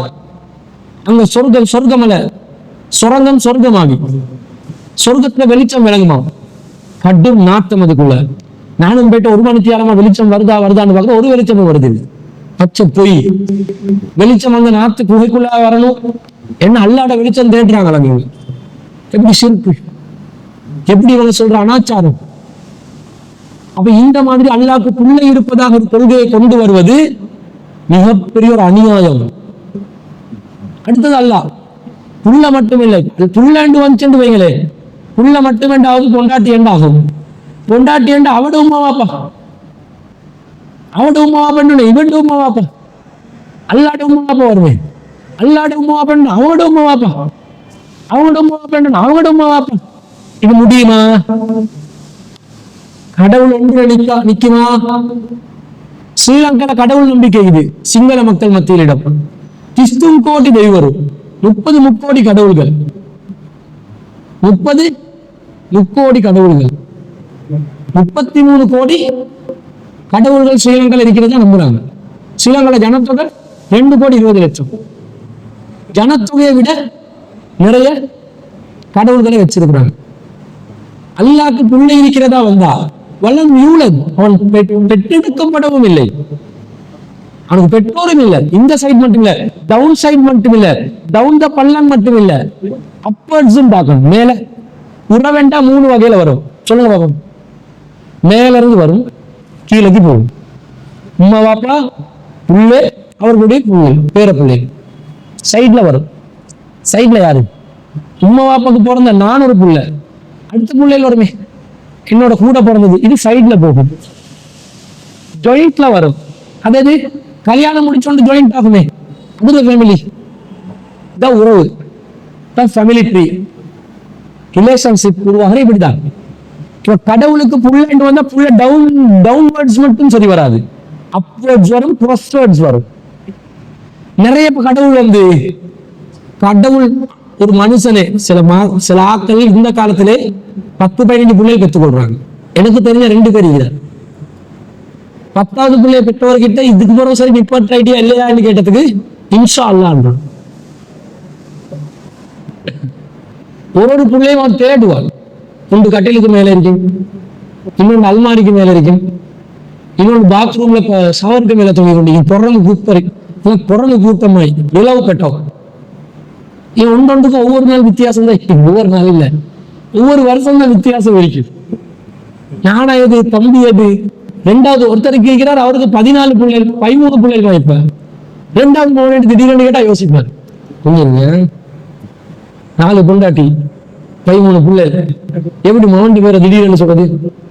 அதுல ஒன்னாவது இது, இதுல ரெண்டாவது இது, நிறைய கஷ்டப்படுவாரு. பிள்ளைகளுக்கு எப்படிதான் உடுப்பு வாங்கி கொடுப்பீங்க பெருநாளைக்கு? அது ஒன்றும் பிரச்சனை இல்லை, ஒரு டசன் எடுப்பாரா எல்லா சைஸ்லும், கீழே இருந்து மேலைக்கு, சின்னத்துல இருந்து மேலைக்கு 12 கலர்ல விதிய முடிஞ்சு. இவருக்கு பெருநாளைக்கு உடுப்பு எடுக்கிறதுக்கே வருஷம் முழுக்க அதை சம்பாதிக்கணும். ஆளுமை, ஆளுக்கு அந்த ஆளுமை இருக்குது. சும்மா உழைக்கிறாரு, எல்லாத்தையும் பார்க்கிறாரு, படிக்க வைக்கிறாரு, ஓத வைக்கிறாரு, நல்லா பார்த்துக் கொள்றாரு. அது அல்லாஹ் கொடுக்குற ஒரு ரிஸ்க் தான். இப்படி இருக்கிறாங்க. மனுஷனே இப்படி பெற்றுக்கொண்டாருண்டா, அல்லாஹ் பிள்ளைய பெற்றுக்கொள்ள ஆரம்பிச்சானுண்டா 1-2 நிக்குமா? அல்லாஹ் சாமி என்று நிறைய சாமிகள் வருமா இல்லையா? இவர் அல்லாட 2வது பிள்ளை, இவர் அல்லாட 3வது பிள்ளை, இந்த சக்தி இவருக்கு, இந்த சக்தி இவருக்கு. நாங்கள் ஒரு கோவில பார்க்கும்போது எத்தனை சிலை, யாரு சிலை, யாரு கடவுள், யாரு பிள்ளை, யாரு மகன், ஒன்றுமே எங்களுக்கு விளங்காத மாதிரி. அல்லாட பிள்ளை யாரு, அல்லாஹ் பிச்சை யாரு, அல்லாஹ் பெற்றது யாரு, அல்லாஹ் சைக்கிள் கேப்ல எடுத்தது யாரு, அல்லாஹ் விரும்பி எடுத்தது யாரு, ஒன்றுமே விளங்காது. இது அல்லாஹ்வை கேவலப்படுத்துற மாதிரி வரும். அல்லாஹ் சொல்றான், பிள்ளையும் இல்லை, டவுன்வர்ட்ஸ் நம்பரும் இல்லை, வலம் யூலத், எனக்கு பெற்றெடுத்த யாரும் இல்லை, நான் தனித்தவன், யாதொரு இணையும் துணையும் இல்லை. அல்லாஹ் சொல்றான், உலகத்தை படைப்பதற்கு முன்பதாக நான் தனியாக இருந்தேன், பிறகு நான் முதலாவதாக உலகத்தை படைப்பதற்காக எதை படைத்தேன்? அல்லாஹ் தஆலா முதல்ல தனியா இருந்தான், அதுக்கு பிறகு அல்லாஹ் தண்ணீரை படைக்கிறான், அதுக்கு பிறகு அல்லாஹ் அரிசை படைக்கிறான், பிறகு அரிசில் அமர்கிறான், பிறகு அல்லாஹ் கலமை படைக்கிறான், பிறகு அல்லாஹ் ஏட்டை படைக்கிறான், அந்த ஏட்டுக்கும் பேனைக்கு கட்டளையிடுகிறான், எழுத வேண்டிய அனைத்தையும் எழுது என்கிறான், அது விதியை எழுதிவிட்டது. பிறகு அதற்கு 40,000 50,000 ஆண்டுகளுக்கு பிறகு அல்லாஹ் மனிதனை உலகத்தை படைத்தான். அதற்கு பல ஆண்டுகளுக்கு பிறகு அல்லாஹ் மனிதனை படைத்தான். அதுக்கு முன்னாடி வானவர்களையும் ஜின்களையும் அல்லாஹ் படைக்கிறான். இதுதான் உலகம் படைச்சது. அல்லாஹ் தனியா தான் இருக்கிறான். அல்லாஹ்க்கு உறவு யாருமே இல்ல. உறவு இருந்தா சிக்கலாகும் என்றது பார்க்கிறோம். அடுத்தது அல்லாஹ் சொல்றான், சூரத்துல் அன்ஆம் 6வது அத்தியாயத்துல 106வது வசனம், பதிஉஸ் ஸமாவாத்தி வல் அர்த், அல்லாஹ் வானங்களையும் பூமியை முன்மாதிரி இல்லாமல் படைத்தான். பிதுஅத் என்ற வார்த்தை பதிய என்ற வார்த்தையிலிருந்து வருது. புதுசா கிரியேட்டிவிட்டியா படைக்கிறது, புதுசா படைக்கிறது. பெரும்பாலும் உலகத்தில் உள்ள எல்லாரும் காப்பி கட்டணம் பண்றேன், அடுத்தவங்களை பார்த்து சரி கொஞ்சம் அங்கிட்டு இங்கிட்ட ஆக்குறேன். ஆனா அல்லாஹ் தஆலா புதுசாகவே இந்த வானத்தையும் பூமியை முன்மாதிரி இல்லாம புதுசா படைக்கிறாங்க. அண்ணா யகூனு லஹு வலதுன், அல்லாஹ்க்கு இப்படி பிள்ளை இருக்கலாம். வலம் தகுன் லஹு ஸாஹிபத்து, அல்லாஹ்க்கு மனைவி இல்லை. அல்லாஹ் லாஜிக்கா திங்க் பண்ண சொல்றான், எப்படி பிள்ளைகள் இருக்கலாம். வஹலக குல்ல ஷைஇன், அவன் தான் அனைத்தையும் படைத்தவன். வஹுவ பிகுல்லி ஷைஇன் அலீம், அவன் அனைத்து பொருட்கள் மீதும் ஆற்றல் உள்ளவன். அவன் படைத்தவன், பரிபாலிப்பவன். அவனுக்கு இந்த பார்ட்னர்ஸ் வச்சு கொண்டு வேலை செய்ய வேண்டிய தேவையில்லை. தபாரக்கல்லதி பியதிஹில் முல்கு வஹுவ அலா குல்லி ஷைஇன் கதீர், ஆட்சி அதிகாரம் தன் கைவசத்தில் வைத்திருக்கக்கூடியவன் பாக்கியவன், பாக்கியம் நிறைந்தவன், பாக்கியம் உள்ளவன். வஹுவ பிகுல்லி ஷைஇன் அலீம், அல்லாஹ் அனைத்து பொருட்கள் மீது ஆற்றல் உள்ளவன். 67வது அத்தியாயத்துல 1வது வசனம். அப்ப இதை அல்லாஹ் தஆலா அதிகாரம், பவர், முல்க் அவன் கையில் என்றான். யாரும் பார்ட்னர்ஸ் வச்சு செய்யல் என்றதை நாங்கள் என்ன செய்யறோம் பார்க்கிறோம். அல்லாஹ் 2வது அத்தியாயத்துல 116 வக்கால் உத்தஹதல்லாஹு வலதா, அல்லாஹ் பிள்ளை ஏற்படுத்தி கொண்டா சொல்றாங்க. சுப்ஹானா, அவன் தூய்மையானவன். பல் லஹு மா ஃபிஸ் ஸமாவாத்தி வல் அர்த் குல்லுன் லஹு கானிதூன், பூமியில வானத்தில் உள்ள எல்லாமே அவனுக்கு உரியவைகள், அவனுக்கு தான் சொந்தம். குல்லுன் லஹு கானிதூன், அது எல்லாமே அல்லாஹ்வுக்கு அடிபணிந்து வர வேண்டும். பெத்தெடுத்த மகனிடா அனாவுண்ட மகன் நான் சொல்றதை கேளுன்னு வரையலாம். எல்லாம் அடிமை, மகன் யாரும் இல்லை. எனக்கு மகனா இருந்தா சொந்தம் கொண்டாடுவாங்க. அந்த வாரிசு சட்டம் எல்லாம் உங்க கிட்ட கிடையாது. சொல்றேன். அடுத்ததாக இறுதியாக வலம் யகுல் லஹு குஃபுவன் அஹத், அல்லாஹ்க்கு நிகராக யாருமே இல்லை என்று அல்லாஹ் சொல்றான். அல்லாஹ்வை போல யாரும் இல்லை. அல்லாஹ்க்கு அப்ப உருவம் இல்லையா? அல்லாஹ்வுக்கு உருவம் உண்டு. ஆனால் மனிதர்களாகிய நாங்கள் யாரும் அதை பார்த்ததில்லை. ஒன்றுமில்லாத சூனியத்தை நாங்கள் வணங்கி கொண்டிருக்கிறோம். ஒன்றுமே இல்லை. நாங்க வணங்குறோம்டா யாருக்கு என்னத்தை வணங்குறோம்? சும்மா காத்த வணங்குறோமா? சும்மா பவர் சக்தி ஒன்ற வணங்கும். மின்னல் சக்தி பிடிக்கலுமா? இந்த சக்தியை வணங்குறோமா? அல்லாஹ் அழகான ஒரு கடவுள். சொர்க்கத்திலே நமக்கு கிடைக்கக்கூடிய மகத்தான இன்பம் அல்லாஹ்வின் தோற்றத்தை நாம் பார்ப்பது என்று நபி ஸல்லல்லாஹு அலைஹி வஸல்லம் சொல்றாங்க. அதே போன்று ரசூலுல்லாஹ் சொல்றாங்க, சஹாபாக்கள் கேட்கிறாங்க, ஹல் நரா ரப்பனா யௌமல் கியாமா, அல்லாஹ்வின் தூதரே நாங்கள் மறுமையிலே நமது இறைவனை பார்ப்போமா? ரசூலுல்லாஹ் கேட்கிறாங்க, முழு பௌர்ணமி நிலவன்று சந்திரனை பார்ப்பதற்கு, நிலவை பார்ப்பதற்கு நீங்கள் யாராவது ஒருவருக்கு ஒருவரை முந்தி அடித்துக் கொண்டு போட்டி போடுவீர்களா? சாபாக்கள் சொல்றாங்க, இல்ல முழு நிலவு இருந்தா நாங்க யாராவது பாத்தீங்க அங்கிட்ட எனக்கு விளங்குதில்லைன்னு சொல்லுவோமா? எல்லாருக்கும் நிலவு விளங்கும். அதே போன்று மறுமையில் நீங்கள் அனைவரும் போட்டி போடாமல் முந்திக் கொள்ளாமல் இறைவனை பார்க்கக்கூடியதாக, கண்களால் பார்க்கக்கூடியதாக இருப்பீர்கள் என்று ரசூலுல்லாஹ் சொல்றாங்க. மறுமையில் அல்லாஹ்வை பார்ப்போம். பார்க்கிறதா இருந்தா உருவம் இருக்கணுமா இல்லையா? அப்ப அந்த இருக்கிற உருவத்தை ஆனா இப்ப உருவம் எதென்று தெரியுமா? பார்க்கல. ஆனா இந்த உருவம் எப்படிப்பட்டது யாருக்கும் தெரியும். அல்லாஹ் தனக்கு வயபுக்கா வஜ்ஹு ரப்பிக துல் ஜலாலி வல் இக்ராம் சூரத்துர் ரஹ்மான்ல சொல்றான், அவனுடைய முகம்தான் நிலைத்திருக்கும், மற்ற அனைத்தும் அழிந்து போகும். அல்லாஹ் சொல்றான், அல்லாஹ்க்கு முகம் உண்டு. பல் யதாஹு மப்சூதத்தான் சூரத்துல் பக்கரால அல்லாஹ் சொல்றான், அல்லாஹ்வுடைய 2 கரங்களும் விரிக்கப்பட்டிருக்கின்றன. எச்சி கையில காக்க வைக்க மாட்டான்னு நான் ஒருத்தருக்கு சொல்லுவோம், கஞ்சனுக்கு கருவிக்கு. அவன் லோப கஞ்சத்தனம் என்றதுனால செலவழிக்கிறான்ல. கை இருந்ததுனாலதான் இந்த ஊமையை சொன்னோம். யூதர்கள் சொன்னாங்க அல்லாஹ்வுடைய கை கட்டப்பட்டுள்ளது. அல்லாஹ் சொல்றான் உள்ளத்தை உங்களோட கைகள் தான் கட்டப்பட்டது. எதுக்கு சொல்றான்? அல்லாஹ் செலவழிக்கிறான் இல்லையா, ரிஸ்க் தாரான் இல்லையா? பல் யதாஹு மப்சூதத்தான், அல்லாஹ்வுடைய கைகள் விரிந்தே கிடக்கிறது. அல்லாஹ் தாராளமா ரிஸ்க் தாரான். ரிஸ்க் தாரத்துக்கு அல்லாஹ் ஊமையாக சொல்றது அல்லாஹ்வுடைய கை இருக்க போயிட்டு தானே அல்லாஹ் தஆலா சொல்றான். அல்லாஹ் தஆலா ஆதம் அலைஹிஸ்ஸலாத்தை பத்தி சொல்லும்போது, ஹலக்துஹு பியதைய, ஆதமை என்னுடைய 2 கரங்களால் நான் படைத்தேன், கையால படைச்சேன். அல்லாஹ் தஆலா தனக்கு வலது கை இருப்பதாக சொல்றான், இடது கை இருப்பதாக சொல்றான், வலது கால் இருப்பதாக சொல்றான், இடது கால் இருப்பதாக சொல்றான், விரல்கள் இருப்பதாக சொல்றான். உள்ளங்கள் அல்லாஹ்வுடைய 2 விரல்களுக்கு மத்தியிலே இருக்கின்றன. கேள்விப்பட்டிருக்கிறீர்கள் ஹதீஸ்? முகல்லிபுஹா கைஃப யஷா, அல்லாஹ் நாடியவாறு அதை திருப்புவான், உள்ளங்களை புரட்டுவான். 2 விரல் என்றான் அல்லாஹ். விரல் எங்கட விரல் மாதிரியா? இல்லை. காரணம் வலம் யகுல் லஹு குஃபுவன் அஹத், அவனுக்கு நிகராக யாரும் இல்லை. அல்லாஹ் போல ஒரு கடவுள் எங்கேயும் இல்லை. சிலைகள் அல்லாஹ் இல்லை, மரச்செடிகள் அல்லாஹ் இல்லை. அல்லாஹ் அழகான தோற்றம் உள்ள, அவனுக்கு நிகராக யாருமே வைக்காத தனித்துவம் வாய்ந்த ஒரு சக்தியாக அல்லாஹ் இருக்கிறான் என்றதை அல்லாஹ் தஆலா சொல்கிறார். அப்ப அல்லாஹ்க்கு உருவம் உண்டு, அது எப்படிப்பட்டதுன்னு எங்களுக்கு தெரியா. அதனால அல்லாஹ்க்கு நாங்க உதாரணங்கள் சொல்ல போக கூடாது. இந்த அவுலியாக்களை நம்புறவங்க இருக்கிறாங்க தானே, அவங்க அவுலியாக்களை நம்புறீங்கன்னு கேட்டா ஒரு காலத்துல என்ன சொல்லி கொண்டு இருந்தாங்க தெரியுமா? அவுலியாக்களையா? அதுக்கு காரணம், நாங்க கோர்ட்ஸ்ல போயிட்டு ஜட்ஜு கிட்ட நேரடியாக ஆர்கியூமெண்ட் பண்ணுவோமா, வக்கீல் பிடிப்போமா இல்லையா அப்படின்னா, அப்ப நாங்க அல்லாஹ் கிட்டையும் வக்கீல் பிடிச்சுதான் போகணும் என்றுவாங்க. முதல்ல இவங்களுக்கு தெரியல, ஜட்ஜு கிட்ட நேரடியாக ஆர்கியூமெண்ட் பண்ணலாம், வக்கீல் இருந்தாதான் ஆர்கியூமெண்ட் பண்ணணும்ன்றது, வக்கீலை வச்சுதான் பேசணும்ன்றது இல்ல.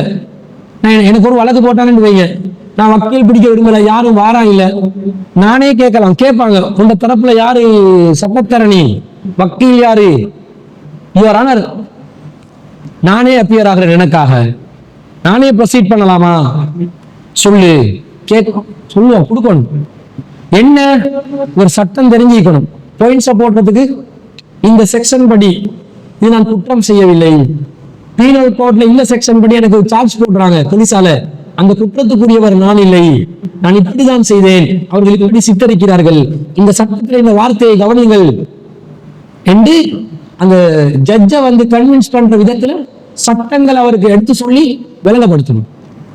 இன்னும் சொல்ல போனால் ஜட்ஜுக்கு நானோ வக்கீலோ விளங்கப்படுத்தினா தான் விளங்கும். ஏன்னுங்க ஜட்ஜு வந்து எத்தனை கேஸ் பாக்குறாரு, ஒரு கேஸா 2 கேஸா, ஃபைல திறந்தோடனே பாப்பா லைட்டா ஞாபகத்துக்கு வரும். இவங்க சொல்லுவாங்க, ஆர்குமெண்ட் பண்ணா இதுதான கேஸ், இதான் சொல்லுங்க. அதுக்கு எடுத்து சொன்னதான் வக்கீலு. அல்லாஹ்க்கு இது தேவையா? நாங்க பேசினாத்தான் நாங்க செஞ்ச குத்தம் என்னன்றது அல்லாஹ்க்கு விளங்குமா? நாங்க விளக்கம் சொன்னாதான் நாங்க குத்தம் செய்யலன்றது அல்லாஹ் ஒத்துக்கொள்வானா? சட்டம் நாங்க எடுத்து கொடுத்தாதான் அல்லாஹ்க்கு எதை சட்டம் என்று அல்லாஹ் போட்டு சட்டம் என்று அல்லாஹ்க்கு விளங்குமா? அல்லாஹ் எல்லாத்தையும் அறிந்தவன், எல்லாத்தையும் புரிந்தவன். அல்லாஹ்க்கு எல்லாமும் விளங்கும். அதனால பக்திகள் தேவையில்லை. அல்லாஹ் சொல்றான், ஃபலா தல்ரிபு லில்லாஹில் அம்சால், அல்லாஹ்க்கு உதாரணங்கள் சொல்லாதீர்கள். இன்னல்லாஹ் யஅலமு வ அன்தும் லா தஅலமு, அல்லாஹ்க்கு தான் தெரியும், உங்களுக்கு தெரியாது என்று அல்லாஹ் சொல்கிறான். இதே மாதிரி அல்லாஹ் தஆலாக்கு எந்த ஒரு பொருளும் இணையாக இல்லை என்றும் அல்லாஹ் சொல்கிறான். சூரத்து ஷூரால நான் ஏற்கனவே சொன்ன வசனம் 16வது அத்தியாயத்தில் 74வது வசனம். இப்ப சொல்ற வசனம் சூரத்து ஷூரா 42வது அத்தியாயத்துல 11வது வசனம், லைஸ கமிஸ்லிஹி ஷைஉன், அல்லாஹ் போல எதுவும் இல்லை. வலம் யகுல் குஃபுவன் அஹத், அல்லாஹ் போல யாரும் இல்லை, எந்த மனிதரும் இல்லை, எந்த உயிரினமும் இல்லை. இதுல லைஸ கமிஸ்லிஹி ஷைஉன், அல்லாஹ் போல எந்த பொருளும் இல்லை, எந்த பொருளும் அல்லாஹ்க்கு ஈடாகாது. அல்லாஹ் போல யாருக்கும் செயல்பட முடியாது. அப்ப மனிதர்கள் அல்லாஹ் போல செயல்படலாமா என்று கேட்டா இயலாம். ஒருத்தர் வாராரு, மௌலானா என்றாரு. உங்களுக்கு ஞாபகம் இருக்குதோ தெரியும், 1995 ஆண்டுல போல பாகிஸ்தான்ல இருந்து ஒரு மௌலானா வந்து இசிம் எழுதி கொடுத்தாரு. எல்லாருக்கும் எல்லாம் முண்டி அடிச்சு கொண்டு போயிட்டு இசிம் எழுதி குடிச்சாங்க. நோய் குணமாக்கினாரா? நோய் குணமாக்கு மாற்றல் மனிதர்களுக்கு இருக்குதா? இல்ல, அல்லாஹ்க்கு தான் இருக்குது. டாக்டருக்கு கூட நோய் குணமாக்க ஆற்றல் இருக்குதா? இல்ல. அவர் இருக்கிற மருந்து இதென்று எழுதி தருவார், டயக்னோசிஸ் பண்ணுவார். இதுதான் டாக்டருக்கு திறமை. நீங்க நோயோட அடையாளங்களை சொல்லும் போது நீ அந்த அடையாளங்களை சொல்லுவீங்க. தலைவலிக்குது, தலைவலி. மூக்கு சொரியுது, சளி பிடிச்சிக்குது, அதனால தலைவலி. இப்படி கனெக்ட் பண்ணுவார் அவர். இருமலா இருக்குது, தொண்டைக்குள்ள இப்படி வருது. கக்கும்போது ரத்தம் வருது, இது தலைவலி, இருமல் கேஸ் போல இல்லையே, பிளட்டை செக் பண்ணணுமோ தெரியாது. இந்த டயக்னோசிஸ் பண்றதுதான் நோயோட அடையாளங்கள் வச்சு அவன் டயக்னோசிஸ், நோயை கண்டுபிடிக்கிறது. அதுதான் டாக்டர் திறமை. நிவாரணம் தரது அவருடைய வேலை இல்ல. இந்த நோயை கண்டுபிடிச்சோடனே அதுக்கு என்ன செய்வாங்க, புத்தகங்கள்ல மருந்து எழுதி வச்சுக்கிறாங்க. இந்த நோய்க்கு இந்த மருந்து, இத்தனை அளவுல டோஸ் கொடுக்கணும், இந்த வயசுல உள்ளவங்களுக்கு இத்தனை கொடுக்கணும், இந்த வயசுல உள்ளவங்களுக்கு இத்தனை கொடுக்கணும், பிரஷர் இருந்தா இதை கொடுக்க கூடாது, சீனி இருந்தா இதை கொடுக்க கூடாது. இந்த மல்டிபிள் நாலேஜ் தான் டாக்டர் எம்பிபிஎஸ். கிழிச்சது ஒண்ணு இல்லைங்க. படிச்சுக்கிட்டு டாக்டர் எல்லாம் பெருசா படிச்சு கிழிச்ச மாதிரி காட்டுவாங்க. டாக்டர் ஐயா தான் படிப்பு. ஆனா இதுக்கு கொஞ்சம் மெமரி கூடிய தேவையே இல்லையா? தேவை. எந்த அளவுல யாரை பார்த்து எக்ஸ்பீரியன்ஸ்ல வந்துடும். சில டாக்டர் புதிய டாக்டர் பிராக்டிஸ் பண்ணும்போது நோயை சொன்னோன்னே புக் எடுத்து புரட்டுவாங்க. அவங்க இன்டர்நேஷனல் மெடிக்கல் கவுன்சில்களால சில புக்குகள், மருந்துகள் ரெக்கமெண்ட் பண்ணின புக்குகள் இருக்குது, அதான் படிச்சு கொடுப்பாங்க. இந்த மருந்துகளை பாடமாக்கணும், பெயர்களை விளங்கி வச்சணும், என்னென்ன கெமிக்கல் இருக்குது தெரிஞ்சு கொள்ளணும், எஃபெக்ட் ஒரு மருந்து இன்னொரு மருந்தோட கலந்து கொடுக்கும் போது இது அதுக்கு அலர்ஜிக்காக கூடாது விளங்கி கொள்ளணும், அலர்ஜிக்கு இருக்கிறவங்களுக்கு எந்த மருந்து கொடுக்க கூடாதுன்னு தெரிஞ்சு கொள்ளணும். இப்படி நாலேஜ் கூட என்ன செய்யணும், மருத்துவத்துல பார்க்கணும். இதுக்காகத்தான் அந்த டாக்டர் என்ற படிப்பை படிக்கிறாங்க. மற்றபடி அவர் நோய் நிவாரணம் தரவர் இல்லை. அப்ப அல்லாஹ் தான் நோய் நிவாரணம் தருவான். மனுஷன் யாரும் நோய் நிவாரணம் தர மாட்டாங்க. மனுஷனுக்கு கடவுளாக இயங்க முடியாது. மனிதர்கள் கடவுளுடைய அந்தஸ்தை அடைய மாட்டார்கள் என்பதுதான் இந்த வலம் யக்குல்லஹு குஃபுவன். இது ஆழமாக நம்ம உள்ளத்துல பதிய வைத்துக் கொள்ள வேண்டும் என்பதை நாங்கள் பார்க்கிறோம். இதுதான் சூரத்துல் இக்லாஸுக்கு விளக்க உரையாக பார்க்கிறோம். புரிஞ்சா? அப்ப இன்றைய தினத்தோட தஃசீர் முடியுது. நாளைய தினத்திலிருந்து சகோதரர் அஜ்மீர் அமீனி அவர்கள் பெண்களுக்கான ஒரு தலைப்பு, உங்களுக்கான ஒரு தலைப்பு தொடர்ச்சியா என்ன செய்வார். நீங்களும் தொடர்ச்சியா கலந்து கொள்ளுங்கள் என்று கேட்டுக்கொண்டு விடைபெறுகிறேன். வாஹிரு தாவானா அல்ஹம்துலில்லாஹி ரப்பில் ஆலமீன்.